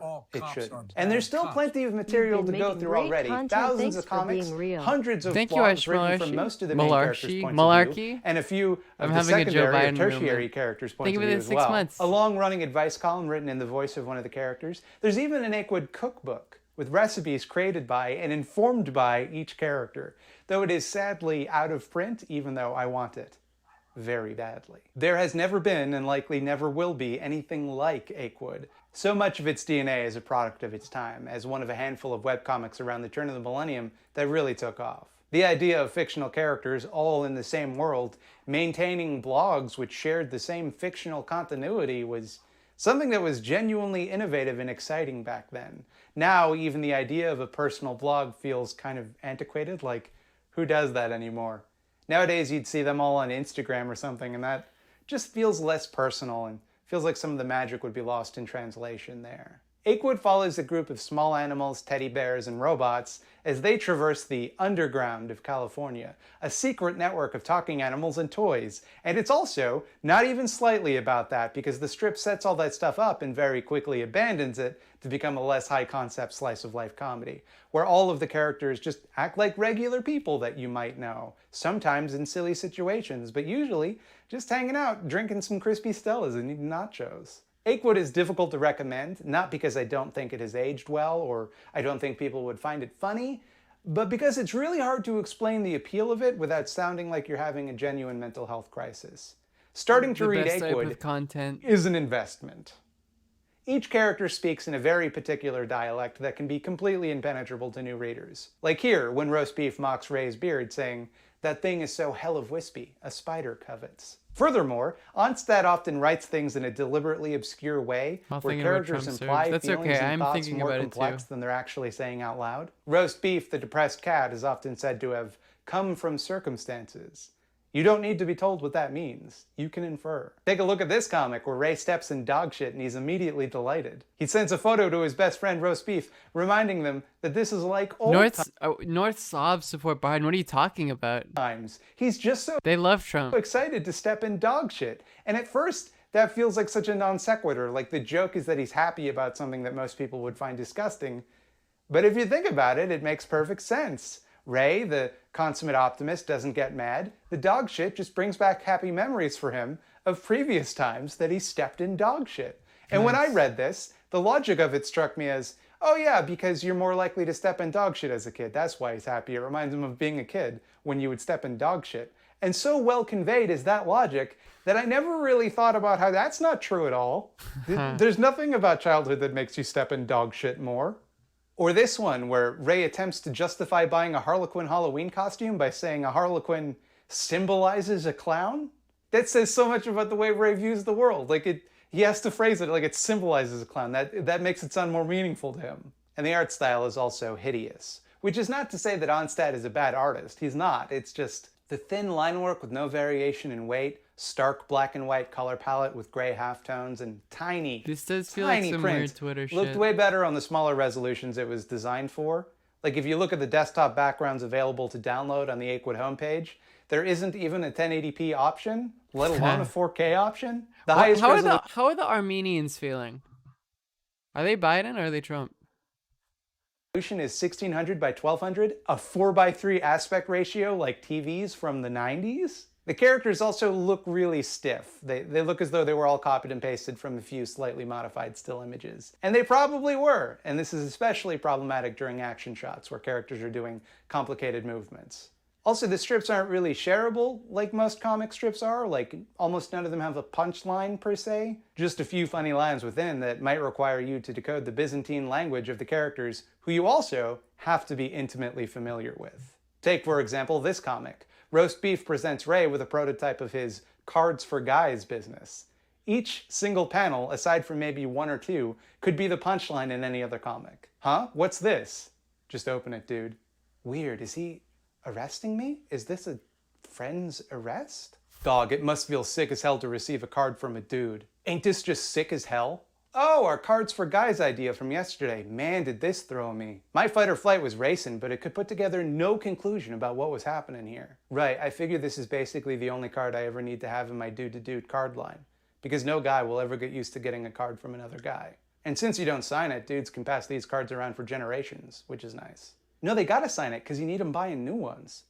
Oh, good point, but, I mean, I didn't sign the card in the conventional manner, since that is, like, way too bearing of the emotions. Draw your preferred Maglite. 3-cell D, best haft, most pleasing proportions. What's the punchline here? That's bizarre. So if you want to get the jokes, you have to be familiar with the characters, but where do you even start? That's a fucking if you ask bizarre 10 comic. Achewood fans where to start reading Achewood, you'll get 12 different answers. That's you could like just start at the beginning, but that wouldn't give you a very accurate impression of what the strip ends up becoming. It's Early this Achewood weird, strips are like postmodern kind of anti-structuralist. Agaday anti-comedy. It's not with the drum machine utterly confounds me. We have the instruction manual for it. Philip is standing on it. None of the characters behave like they should, and it takes a while for it to find its This footing. is like You could start schizophrenic. reading when the strip introduces Ray and Roast Beef, who would become its de facto stars shortly thereafter. But even then, they don't really act like you'd expect them to when you know them a bit better, and it kind of gives you an off impression of them. Like, Ray is intimidating when he's first introduced, which is not Ray. Some people will tell you to skip to their favorite story, and it's always the same story, don't worry. We'll get to it. But that story is wildly out of step with the rest of the comic, and you'd miss out on the full context by reading it first. For my money, the best place to start is the first story arc in the main page's Jump to a Story Arc drop-down menu, The Party. It introduces the principal cast, gives everyone a moment to shine, and this is where the tone of Achewood really starts to develop. Be warned, though, that Achewood has a lot of problematic elements. There are some highly insensitive jokes, particularly at the expense of Asian Americans, the disabled, and queer people just in general. Damn. Expect a lot of slurs, and not just like some of the iffy ones, like some of the real bad ones. I'm not going to excuse any of that. It's the type of nastiness you'd expect from a comic that mostly ran in the early 2000s. There are also no female characters whose lives aren't defined by a man. Let me run you through a list of recurring female characters in Achewood. Are you ready? See if you can catch a pattern. Roast Beef's wife, Molly. Ray's on-again, off-again girlfriend, Tina. Ray's mom. And Philippe's friend from Japan named Ultra Peanut, who speaks like Mickey Rooney in Breakfast at Tiffany's. Yikes. So given all of this, I thought it was like a left-wing bother? thing or Right? something. Well, you're just going to have to take my word for it that these talking Armenians cats and their are leaning friends who are Biden-Harris? toys Okay. are some of the most fleshed out characters you will find anywhere. It's good to hear. And have voices that are stronger than anything else I've ever read. And I know how that sounds. I know how I sound when I say that I've never seen better character writing than in some esoteric webcomic from 2001 nobody's ever heard of about talking cats eating nachos, but stick with me here. Let's start with Cassandra Roast Beef Kazantzakis, because he's probably the most relatable character.